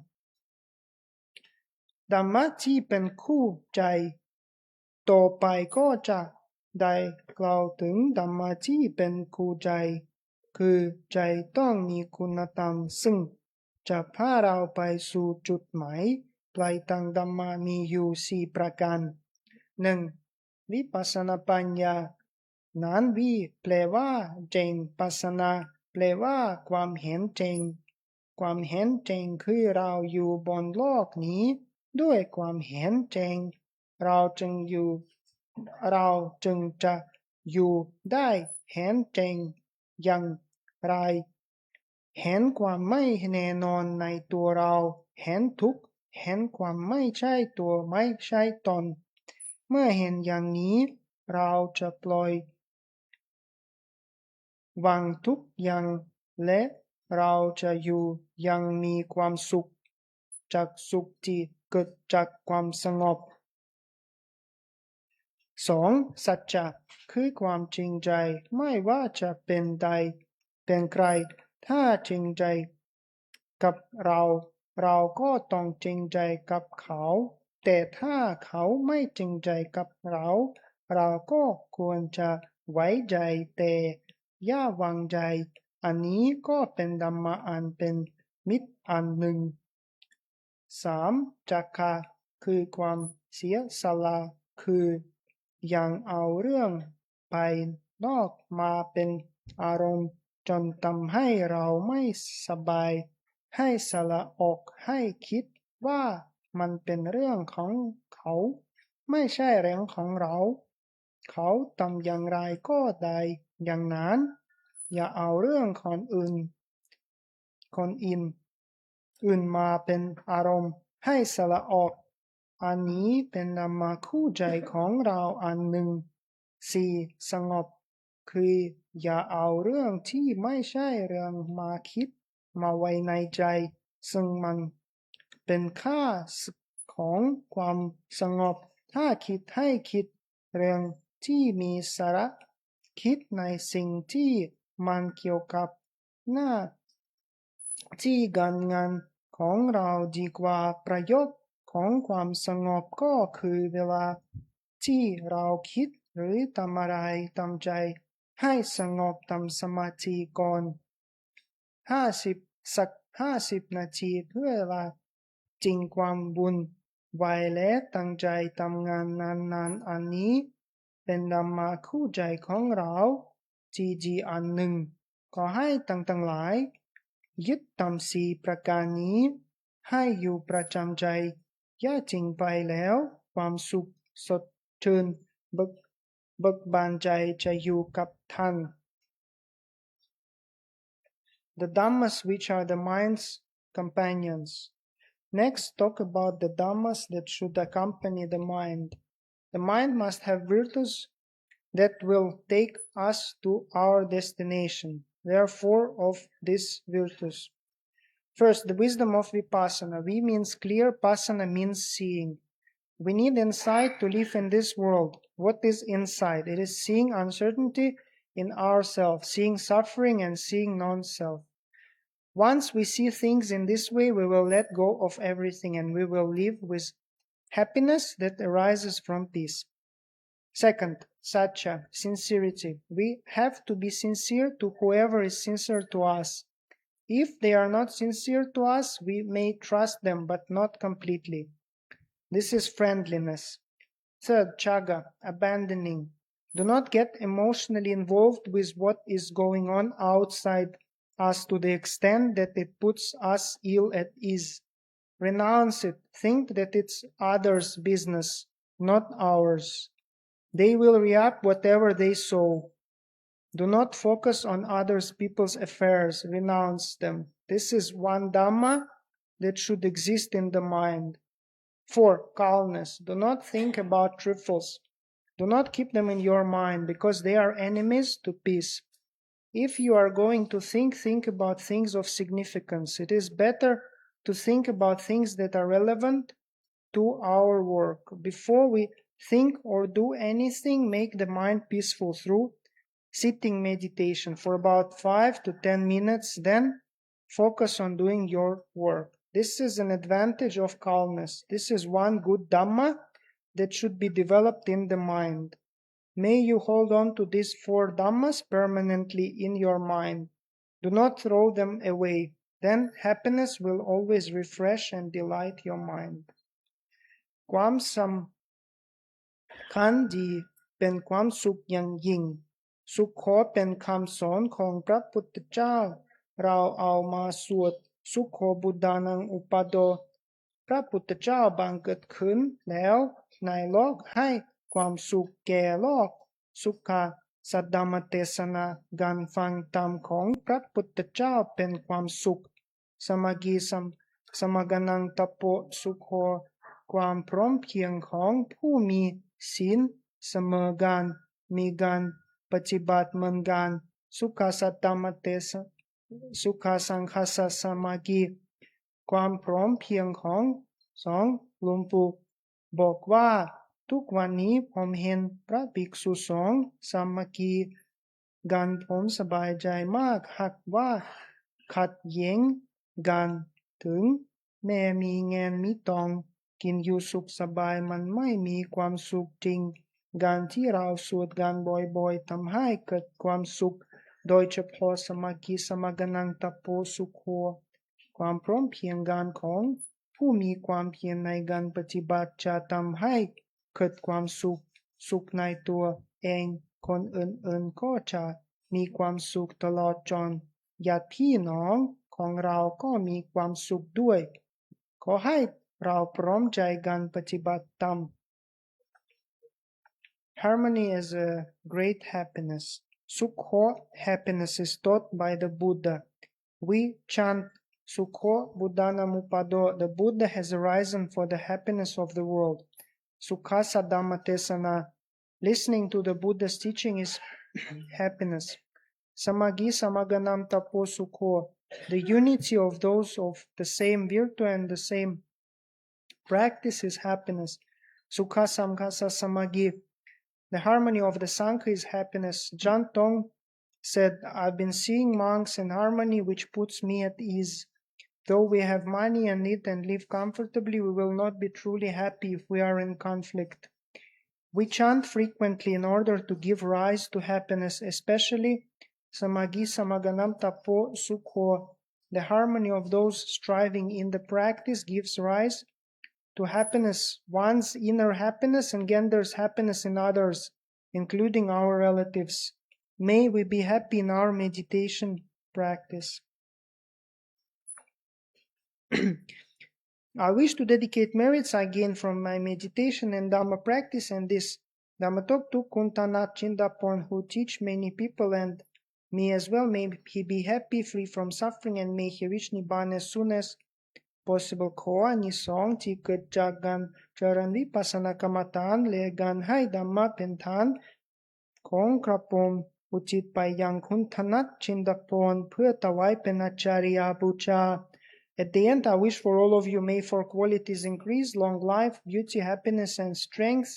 and may the power of the merits you've earned from listening to the Dhamma play an important role as you strive for the realization of the past traditions and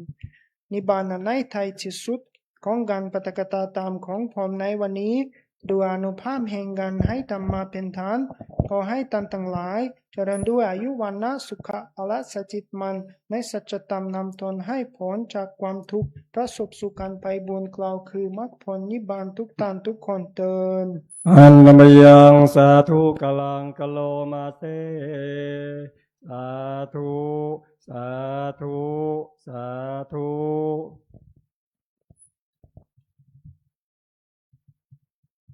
ญาติโยมได้สดับรับฟังปาฐกถาธรรมโดยหลวงพี่พระฟิลิกกันตะธัมโมเป็นพระภิกษุที่ได้บวชถวายเป็นอาจาริยบูชาในวันที่พระเดชพระคุณหลวงปู่ได้ละสังขารท่านก็มีความวิริยะทรงจำพระปาติโมกข์เป็นพระภิกษุชาวต่างชาติที่สามารถทรงพระปาติโมกข์ได้ของวัดพระธาตุสีจอมตองท่านปาฐกถาธรรมเป็น2 ภาษาเนื่องจากที่อยู่ในศาลานี้ก็มีทั้งชาวไทยและก็ชาวต่างประเทศก็ได้ฟังเพื่อจะได้บ่ฮือคณะศรัทธาพี่น้องชาวต่างประเทศเปิ้นได้งงเนาะเปิ้นฟัง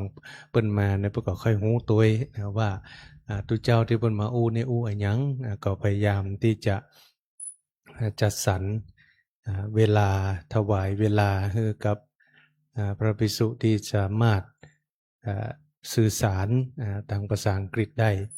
อันนี้ก็ได้ฟังธรรมะของหลวงปู่นั้นก็มีอยู่ทั้งหมดที่ชื่อว่าธรรมะของหลวงปู่นี่มีอยู่21 เล่ม21 เล่มที่ได้จัดพิมพ์มาท่านหลวงพี่ฟิลิกนี่จะนิยมนำเอาธรรมะของหลวงปู่มาประมาณสัก3 เรื่อง3 หัวข้อที่หลวงปู่ได้พูดเอาไว้นำมากล่าวเป็นภาษาไทยแล้วก็แปลเป็นภาษาอังกฤษ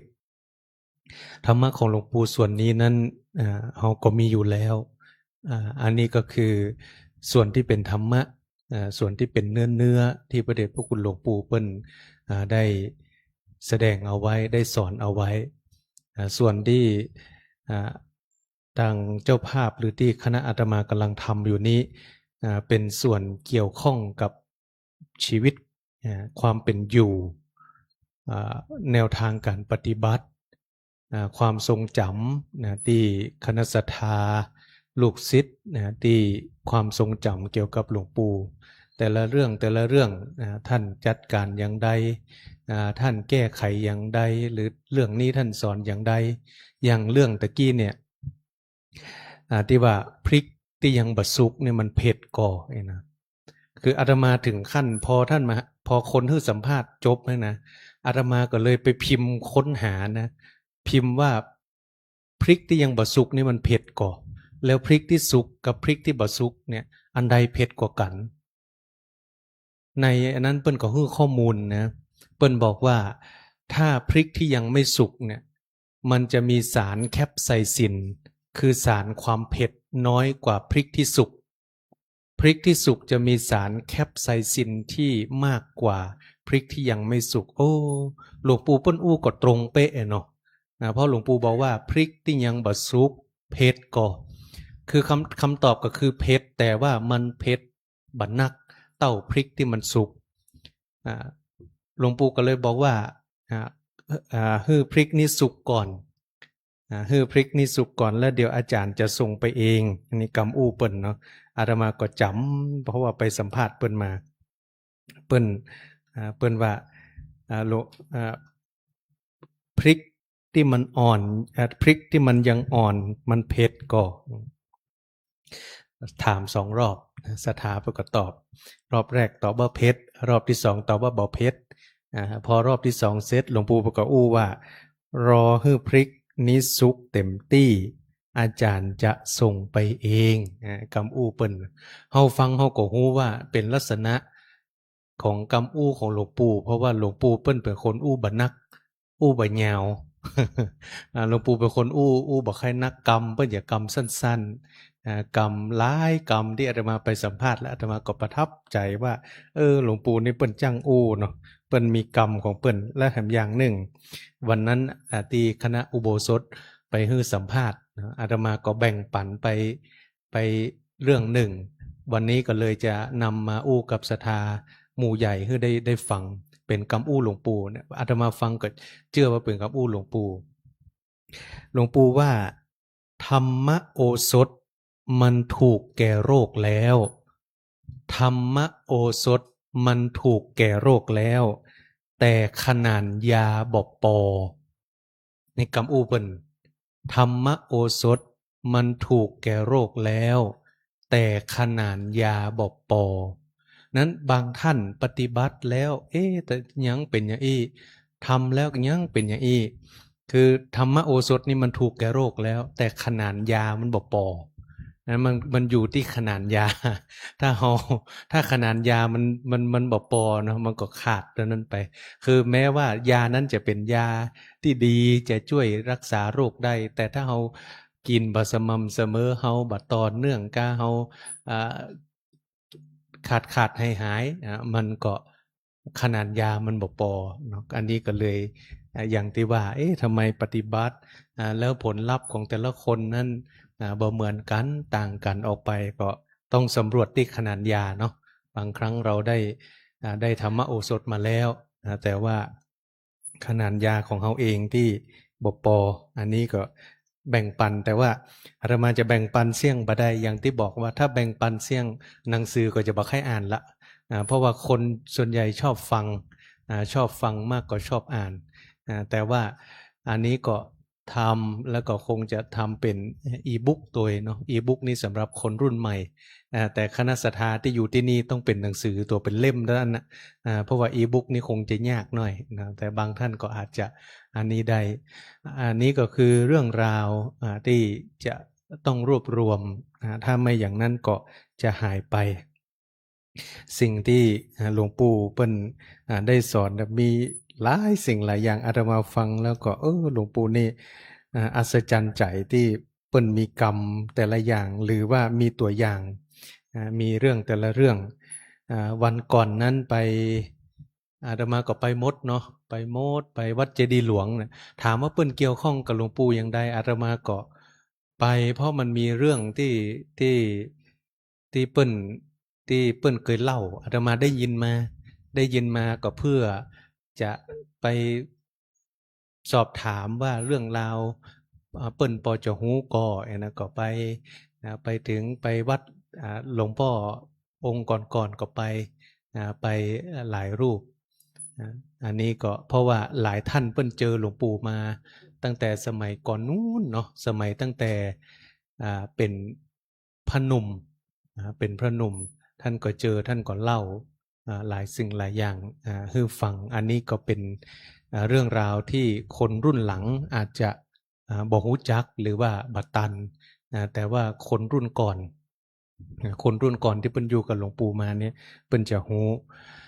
มีอยู่โยมท่านหนึ่งเปิ้นบอกว่าหลวงปู่นี่เปิ้นบอกว่าเปิ้นบ่ค่อยฮู้ว่าของตั้งนอกราคามันเป็นอย่างใดอาตมาก็คิดว่าใช่เพ ราะหลวงปู่เปิ้นบ่ได้ไปซื้อของบ่ได้ไปจ่ายครัวเนาะเปิ้นบอกฮู้ว่าแต่ละอย่าง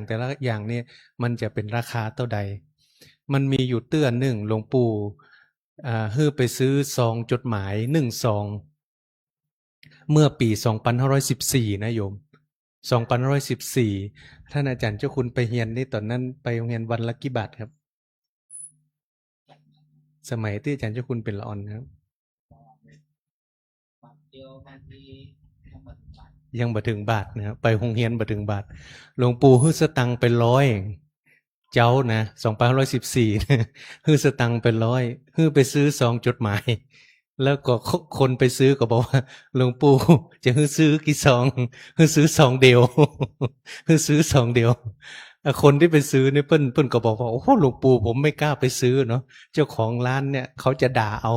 ตั้งแต่เช้าคือแจ้งบ่แจ้งเนี่ยสตังค์100เนี่ยไปซื้อซองจดหมายซองเดียวเปิ้นจะว่าฮื้อเนาะเพราะว่าเปิ้นบ่มีตังค์ทอนแต่เนาะเปิดร้านมาแจ้งเจ้า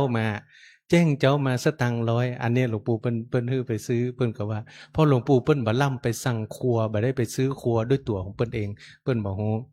ไปเสาะหาพระไตรปิฎกเนาะไปเสาะหาพระไตรปิฎกขึ้นเหนือล่องใต้ไปแป้น่านไผเหยาไป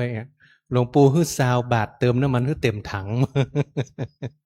เพิ่นก็เล่าเพราะว่าเพิ่นเป็นคนขับรถเนาะเพิ่นก็เล่าว่าบางทีหลวงปู่เพิ่นก็บ่ฮู้ว่าราคามันเป็นอย่างใด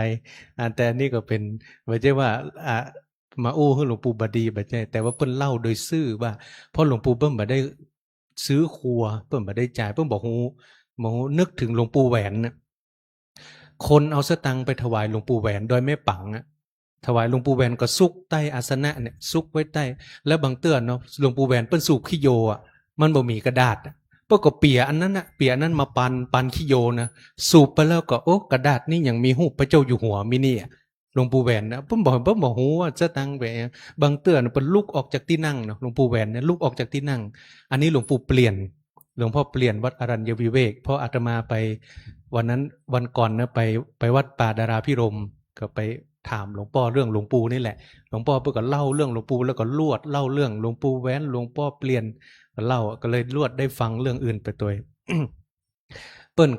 ก็ลุกเนาะศรัทธาถวายเสร็จเปิ้นก็ยัดแต่อาสนะเนี่ยแหละยัดเนี่ยพอโยมไปโมดหลวงปู่แหวนเปิ้นก็ลุกออกไปหลวงพ่อเปลี่ยนเปิ้นก็ว่าเปิ้นก็จี้ให้หลวงปู่แหวนนะว่าสตังค์มีในปืนเบาะหั่นเนี่ยกะสตังค์มีในปืนเบาะหั่นหลวงปู่แหวนว่าท่านยังติดอยู่นี่อยู่กาถ้าติดอยู่นี่บ่ได้ไปไหนละเน้อหลวงปู่แหวนว่านะถ้าอย่าติดอยู่นี่เนี่ยบ่ได้ไปไหนละเน้อหลวงปู่แหวนเพิ่นก็เตียวไป หลวงพ่อเปลี่ยนก็เลยว่าโอ้ตั้งหั่นมาเปิ้นน่ะแจ้งในใจเลยเปิ้นแจ้งในใจเลยเปิ้นบ่ติดหลวงปู่แหวนเพิ่นบ่ติดศรัทธามาถวายก็จริงแต่ว่าเปิ้นบ่ฮู้ถึงขั้นเอาไปปันไปขี้โยอันนั้นเปิ้นบ่ได้ใส่ใจบ่ได้ฮู้อีหยังอันนี้ก็คือลักษณะบางสิ่งบางอย่างเนาะครูบาอาจารย์และท่านบ่ได้มาจับจ่ายว่าสิ่งนั้นราคาเท่าใดสิ่งนี้มันมีค่ามอกใดบางทีท่านบ่ได้จะไปใส่ใจที่จุดนั้นอันนี้ก็คือเรื่องราวเกร็ดเล็กเกร็ดน้อยที่แต่ละคนเปิ้นได้ไปสัมผัสแต่สิ่งที่อาตมาถามนี่บ่ได้ถามเรื่องมูนี้นะเรื่องมูนี้เปิ้นเล่าตามที่เปิ้นทรงจำได้เปิ้นบอกว่าไปเสาะพระไตรปิฎกเนาะไปเสาะหลวงปู่นี่เปิ้นจะไปถึงเสร็จเนาะตอนแรงก็ไหว้พระสวดมนต์ตอนแรงรถกันเดียวทุกเจ้านั่งไป9 ตนนะรถน้อยสมัยก่อนนะรถจิ๊บกับว่ารถอย่างเนี้ยไป9 ตนตกแมลงมาก็ไหว้พระสวดมนต์ตื่นเจ้ามาก็ไหว้พระสวดมนต์อันนี้คือสมัยเมื่อหนุ่มๆแล้วก็หลวงพ่อวัด7 ยอดเปิ้นอู้ถึงพ่อครูบาหลวงพ่ออินเหลาหลวงพ่ออินเหลานี่วัดร้องวัวแดงอยู่สันกำแพงเป็นเพื่อนรุ่นเดียวกับหลวงปู่เป็นเนนอยู่ด้วยกันที่วัดชัยพระเกียรติท่านพระครูหลวงพ่อพระครูธรรมโกศลครูบาอินเหลากับหลวงปู่เนี่ยเปิ้นเป็นเพื่อนเดียวกันเปิ้นเล่าให้หลวงพ่อวัด7 ยอดฟังนะเปิ้นบอกว่าอาจารย์ทองเนี่ยเปิ้นว่าหลวงปู่ทองเนี่ยบ่ใช่ว่าเปิ้นมาเป็นบัดเดียวนี่นะเปิ้นนั่งไหว้พระสวดมนต์ตกประกรรมตั้งแต่เป็นเนนน้อยละเพราะเปิ้นอยู่ด้วยกันหลวงปู่ครูบาอินเหลามรณภาพหลวงปู่เขียนกรรมไว้อะไรว่าเพื่อนรัก เพื่อนรักหลวงปู่เขียนคำว่าเพื่อนรัก เพราะว่าเปิ้นอยู่ด้วยกัน อายุเท่าเดียวกัน เป็นเนนอยู่วัดชัยพระเกียรติด้วยกัน เปิ้นนับถือกันเนาะหลวงปู่กับบาละครูบาอินเหลาแต่ครูบาอินเหลาเปิ้นเสี่ยงบุญไปก่อนแต่ว่าครูบาอินเหลาเนี่ยเพิ่นเคยเล่าคือหลวงพ่อวัดเจ็ดยอดฟังหลวงพ่อวัดเจ็ดยอดก็เลย วันนั้นที่ไปสัมภาษณ์เพิ่นก็เล่าหลวงพ่อวัดเจ็ดยอดนี่เปิ้นเอาป้อเปิ้นมาบวชอยู่นี่แต่นะบวชโดยหลวงปู่เนี่ยป้อของหลวงพ่อเนี่ยมาบวชอยู่ที่นี่ปฏิบัติธรรมที่นี่เพิ่นก็เล่าหลายสิ่งหลายอย่างให้ฟังนั้นก็มีอาตมาเชื่อว่าแต่ละคนได้สัมผัสจะนักจะน้อยที่เล่านี้เพราะว่าเพื่อให้ญาติโยมได้หวนรำลึกความหลังหวนรำลึกอดีตว่าเฮานี้ก็มันจะได้จะได้ก้อยๆนึกว่าเฮาหลวงปู่อันยังพ่องกะแล้วก็เต้าที่อาตมาสัมภาษณ์มานี่ส่วนใหญ่หลวงปู่เหมือนเปิ้นหูใจนะเหมือนเปิ้นรู้เหมือนมีความรู้ว่าคนนั้นกึดอย่างใดคนนี้กึดอย่างใดเนาะเหมือนรู้อย่างมีท่านหนึ่งซิกไปแล้วกำลังยกกับเข้าตอนนั้นเป็นเนนเนาะยกขันโตกถวายหลวงปู่และไปหั่นแอปพึ่งอยู่ในโตกนั่นน่ะหั่นแอปพึ่งยกเข้าใจนี่ให้กินแอปพึ่ง ยกขันโตกถวายหลวงปู่เป็นเนนซิกไปแล้วล่ะ บวชแล้วก็ซิกไปแล้วตอนนี้ยกขันโตกแล้วก็ใจก็เล่งพ่อก็แอปพึ่งนั่นน่ะแอปพึ่งรวงพึ่งนั่นน่ะแอปพอนะพอโยกประเคนเสร็จเนาะหลวงปู่ปฏิสังอย่างเสร็จปุ๊บเปียอันนั้นละเปียแอปพึ่งนะฮือเจ้าตัวนะเจ้าตัวบอกอู้หลวงปู่ฮู้ได้จะใดปั้นบัดได้อู้อย่างสักยังนะบัดได้อู้เลยเนี่ยบัดได้อู้เลยแล้วมีแถมตนหนึ่งไข้ซิกแถมตนหนึ่งไข้ซิกฮู้ว่าหลวงปู่นี่ฮู้ใจฮู้ว่าหลวงปู่นี่ฮู้ใจเปิ้นก็เลยไปหาหลวงปู่แต่เปิ้นบอกอู้นะไปหาหลวงปู่แล้วกึดอยู่ในใจขอให้หลวงปู่ฮู้เตอขอหลวงปู่ฮู้เตอนะใจเปิ้นไข้ซิกแล้วเปิ้นฮู้มาว่าหลวงปู่ฮู้ใจคนอื่นนะเปิ้นก็ไปนั่งไปบีบให้หลวงปู่เนาะขอให้หลวงปู่ฮู้เตอขอหลวงปู่เฉยอันนี้ บัดตักบัดตวงอย่างสักอย่างเพราะว่าเจ้าตัวไข้ซิกเจ้าตัวไข้ซิกหลวงปู่บัดตักบัดตวงอย่างอันนี้ก็เป็นแต่ว่ามีเยอะนะเล่าหมดก็เดียวนั่นแหละอาตมาว่าจะบอกอู้นักแล้วนะอู้ไปอู้มาก็ซ้ำลามไปติ๊กๆเนาะเพราะว่าเรื่องราวมันมีเยอะอาตมาว่าอันสิ่งที่ครูบาอาจารย์เพิ่นอันนี้แต่เรื่องนี้ขอไปการทำครั้งนี้บ่ได้ต้องการจะไปโปรโมทหรือว่าไปประชาสัมพันธ์ไปเอาเรื่องอิทธิฤทธิ์อาตมาเอาเรื่องอิทธิฤทธิ์ปาฏิหาริย์ที่คนเปิ้นเล่านี่เอามาแต่ว่าประเด็นหัวใจเนี่ยบ่ใช่จะเอาเรื่องเหล่านี้ไปโอ้อวดไปประชาสัมพันธ์เพื่อให้ครูบาอาจารย์วิเศษหรือดังหรืออย่างบ่ใช่แต่เรื่องเหล่านี้ก็จะเก็บไว้ส่วนหนึ่งแต่ว่าหัวใจของเรื่องนี้ที่ทำเอาไว้คือปฏิปทาแนวทางการปฏิบัติของหลวงปู่นั่นคือหัวใจแต่ว่าเรื่องเหล่านี้เขาละบ่ได้เพราะแต่ละคนที่เปิ้นเล่ามาเปิ้นเล่าด้วยภาวะที่เปิ้นได้เจอมาด้วยตัวเปิ้นเองเขาก็จะเก็บไว้แถมเรื่องแถมหมวดหนึ่งอันนี้ก็เขาจะต้องบ่ละทิ้งสิ่งเหล่านี้ว่าเปิ้นอุตส่าห์อันนี้ได้แล้วก็บางท่านเปิ้นได้ถามหลวงปู่เอาไว้แล้วว่าเรื่องนี้เผยแพร่ได้ก่อเรื่องนี้อันนี้ได้ก่อสมัยก่อนที่หลวงปู่อยู่แล้วเปิ้นก็เหตุที่เปิ้นเล่าเพราะเปิ้นเคยถามหลวงปู่แล้วว่าเผยแพร่ได้เปิ้นก็เลยเล่าให้คณะสัมภาษณ์ได้ฟังอันนี้ก็เลยรับสิ่งที่เปิ้นได้ถ่ายทอดมาจะได้นำมาแบ่งปันให้กับคณะญาติโยมได้รับรู้ต่อไปอันนี้ก็คือเรื่องราวเล็กๆน้อยๆที่ได้เล็งเห็นความสำคัญว่าเราจะรวบรวมในส่วนนี้ของหลวงปู่เอาไว้เพื่อเป็นประโยชน์แก่คนรุ่นหลังสืบต่อไปอันนี้ก็บ่ได้สรุปการปาฐกถาธรรมของหลวงพี่ฟิลิกนะเพราะว่าญาติโยมได้ฟังไปถึง2ภาษาแล้วก็พิจารณาจากเนื้อธรรมของหลวงปู่ก็ญาติโยมก็ไตรตรองส่วนอาตมาก็เพียงแต่พูดเสริมไปในเรื่องพริกเนาะ เพราะว่าตะกี้มันขึ้นด้วยพริก ก็เลยอธิบายเพิ่มเติมเล็กน้อย แล้วก็เลยลามไปในเรื่องอื่นๆ อันนี้ก็น่าจะพอสมควรแก่เวลาก็ในท้ายที่สุดนี้ เราจะต้องขออนุโมทนาขอบคุณหลวงพี่ฟิลิปกันตะธรรมโมในฐานะผู้ฟังก็ขออาราธนาครูบาอาจารย์พระเจ้าประสงค์น้องสามเณรแม่ชีอุบาสกอุบาสิกาญาติโยมทุกท่านได้ตั้งกัลยาณจิตอนุโมทนาขอบคุณ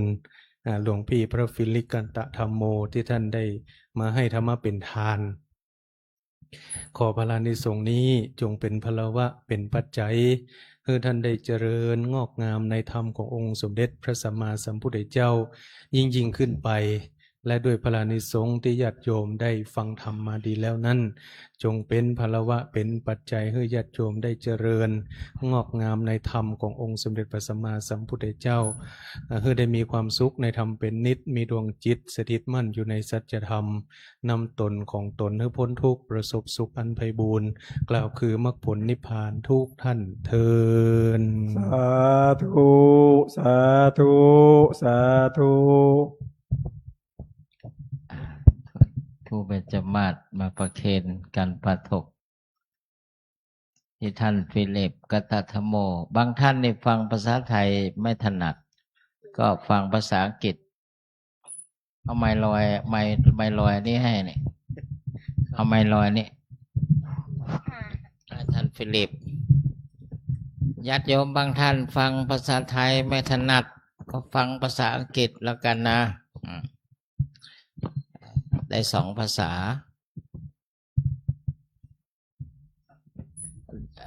ท่านฟิลิปจะให้พรก่อนยะถาวรวิหาปุราปริปุเรนติสักการังเอวเมวะเมตโตจินัมปิตานามุปกปปติอิจิตัมปจิตัมตุมหัมคิปะเมวะสมิจันตุสัพเพปุเรนตุสังฆปะจันโตปนรสโสยะธามณิโชติรสโสยะธาสัพพิจิโยวิวัจจันตุสัพพโรโกวินาศตุมาเตภวัตวันตรายโยสุขีดิกายุโกภวะอภิวาดานาสิลิสนิจังวุฒปัจจัยโนจัตตารโอธรรมวัฏฏันติอายุวันโนสุขัมภะลังสาธุสาธุสาธุ เดี๋ยวรอครูเบญจมาศกลับไปนั่งเดี๋ยวพวกเราก็จะได้ให้พรครับตุลงจะได้ให้พรนับปะนะพระฝรั่งนี้ท่านให้พรเป็นบาลีได้พูดอะไรก็ถือว่ายอดเยี่ยมมากนะญาติโยมนะถือว่าปฏิสัมภิทาเหมือนกันนะเป็นโลกิยะต่อไปพวกเราจะให้พรนะสัพพะโรคาเวนิโมโตสัพพสันตาภวัจิโตภเวรมติกันโตเนพุตโตจตุวังภวัสสัพพิวัจจันโตสัพพะโรโควินาศตุมาเตสุเขเทคาโยโกภวะอภิวาทนาเสสนิจจังวุฒาปัจจายโนจัตตารโอวัฏฐันติอายุวันโนสุขังพระลังสาธุสาธุสาธุ จากนี้ไปญาติโยมถือสักการะเครื่องสักการะดอกไม้ในมือขอนิมนต์นำนะท่านมหา2 รูปนี่แหละ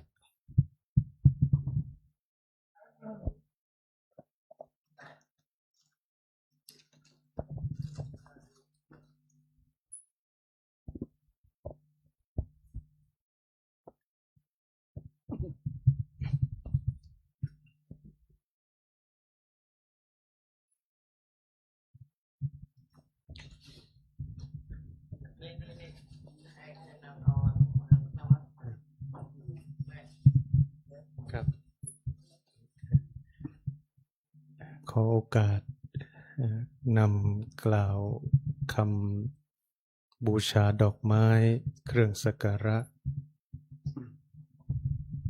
ยะมัมหะโข ยะมอมหะโข มะยัง มายัง ภะคะวันตัง ภะคะวันตัง สรนังคะตา สารนังคตา เราเป็นผู้ถึง เราเป็นผู้ถึง พระผู้มีพระภาคเจ้า พระผู้มีพระภาคเจ้า พระองค์ใด พระองค์ใด ว่าเป็นสรณะ ว่าเป็นสรณะ โยโนภควาสถา โยโนภควาสถา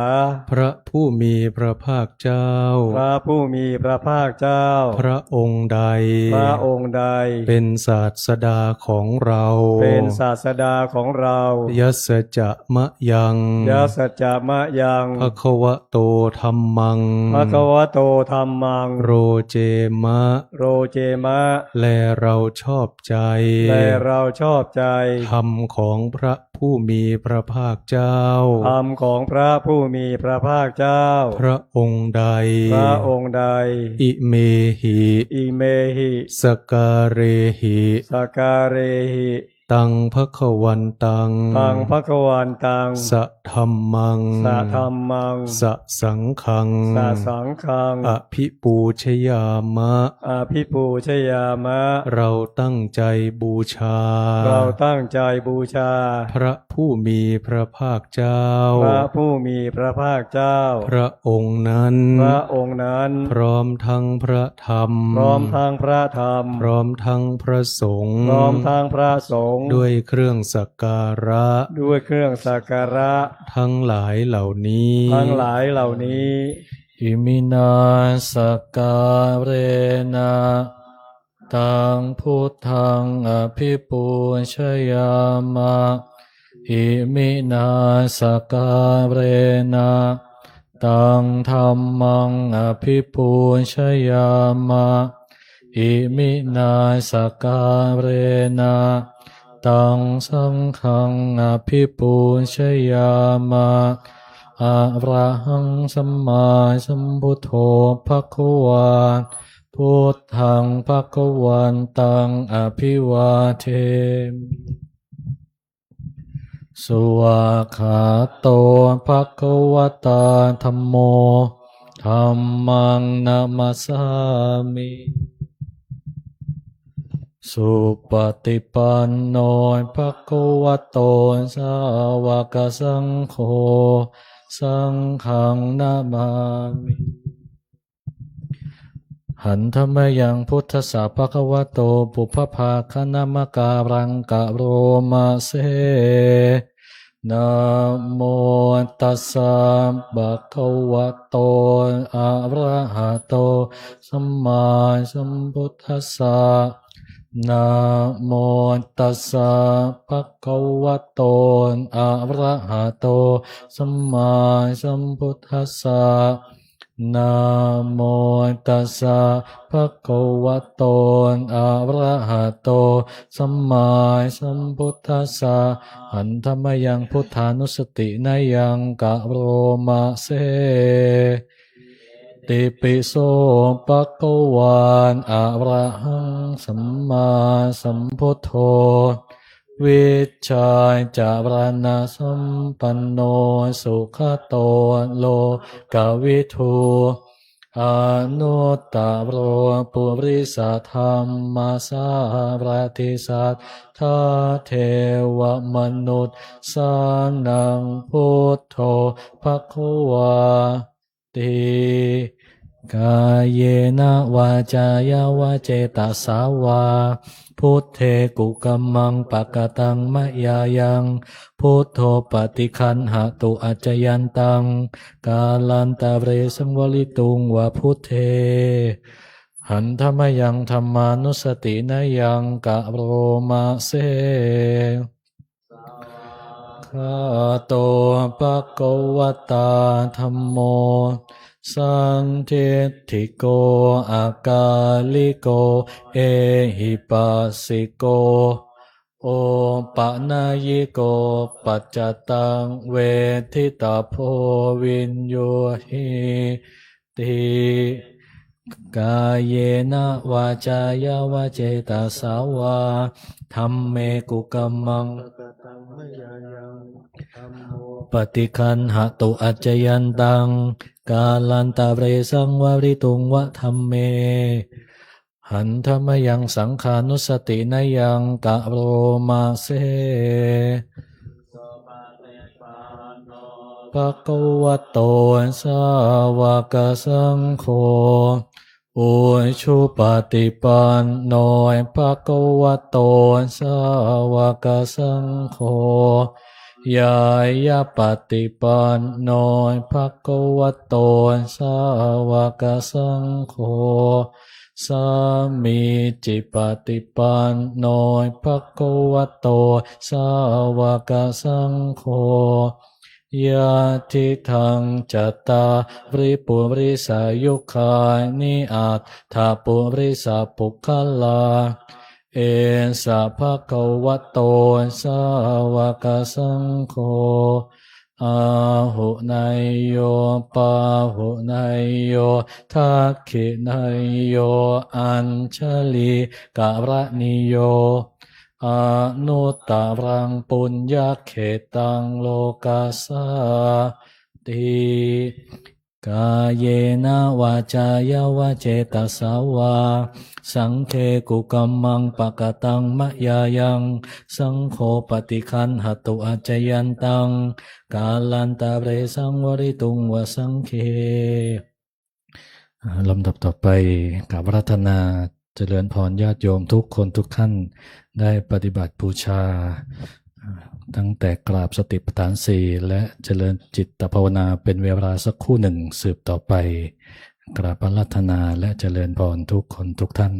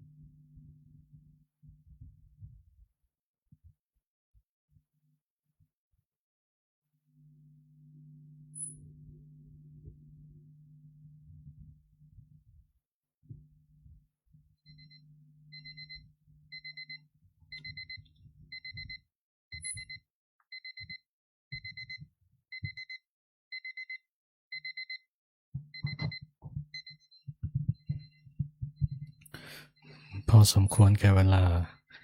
คลายจิตออกจากสมาธิเปิดหนังสือคู่มือไหว้พระสวดมนต์ไปที่หน้า8กับคำกรวดน้ำแบบพื้นเมืองวันทาหลวงวันทาน้อยโดยความพร้อมเพรียงกันอิตังตานากัมมังนิพพานาปัจจยโยโหตุโนนิจจังอิทังศีลกัมมังปัจจยโยโหตุโนนิจจังอิทังสิวานากัมมังนิพพานาจโยโหตุโนนิจจังยังกินจิกุสลังกัตตปังสัพเพหิกาเตหิกาตังปุญญังโนทันตุสุนันตุปนโตเยเทวาอาสามิงทาเนอาทิกัตตาทิคายุกาสาทาหนตุ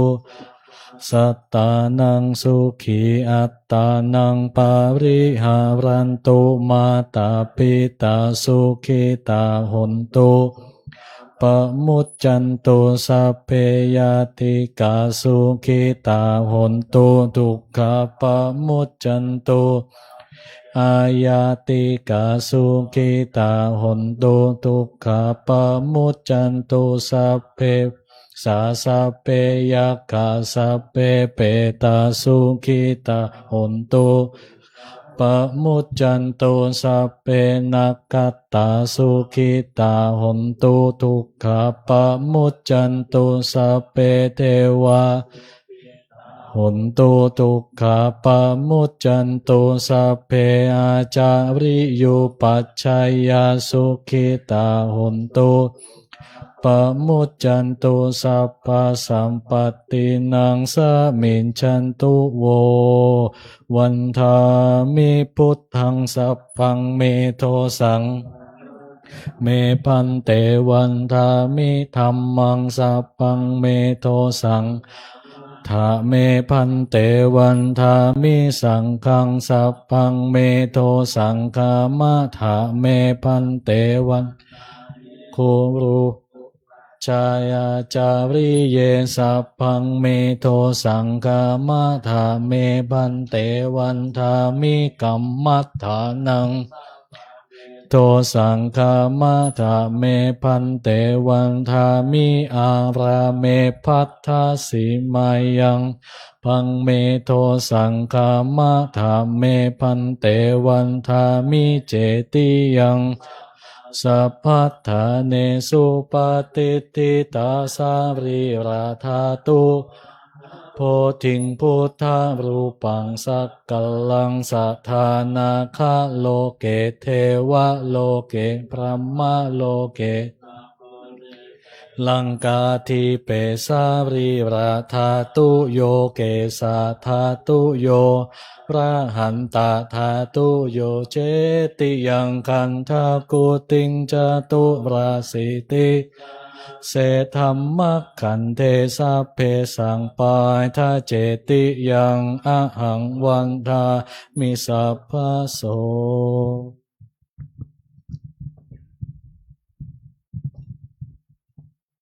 วันทาน้อยพระเดชพระคุณหลวงปู่พร้อมกันวันทามิปันเตสัพพังอาปาราทังกามะทาเมพันเตมายากาตังปุญญังสามินา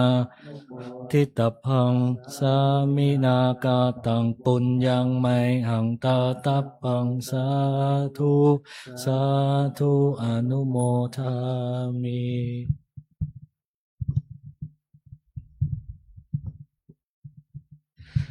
กราบลาพระรัตนตรัยพร้อมกันอะระหังสัมมาสัมพุทโธภะคะวาพุทธังภะคะวันตังอภิวาเทมิสวากขาโตภะคะวะตาธัมโมธัมมังนามัสสามิสุปฏิปันโนภะคะวะโตสาวกสังโฆสังฆังนามา วันทาน้อยพระเถระอันมีพระเดชพระคุณท่านคุณอาจารย์เป็นต้นพร้อมกันนะครับ วันทามิพันเตสปปังอาปะราทังคามะธาเมพันเตกาตังปุญญังสามินาอนุโมทิตพังสามินากาตังปุญญังไมหังทาตพังทุสาธุอนุโมทามิ แนะนำพระสงฆ์ทั้งนั้นกล่าวว่า อภิวาทนาสีลิสานิจังวุธาปจายโนจัตตารโอธรรมาวัฏันติอายุวโนสุขังพลัง สาธุสาธุสาธุ ท่านที่จะกลับบ้านและกลับที่พักนะครับกล่าวคำลาพระสงฆ์พร้อมกันนะครับ อันทธานิมายังพันเตอาชามะพาหุกิจามะยังพาหุกรานิยา ยัสสธานิตุมเหกัลังมัญญาธา สาธุพันเตกราบ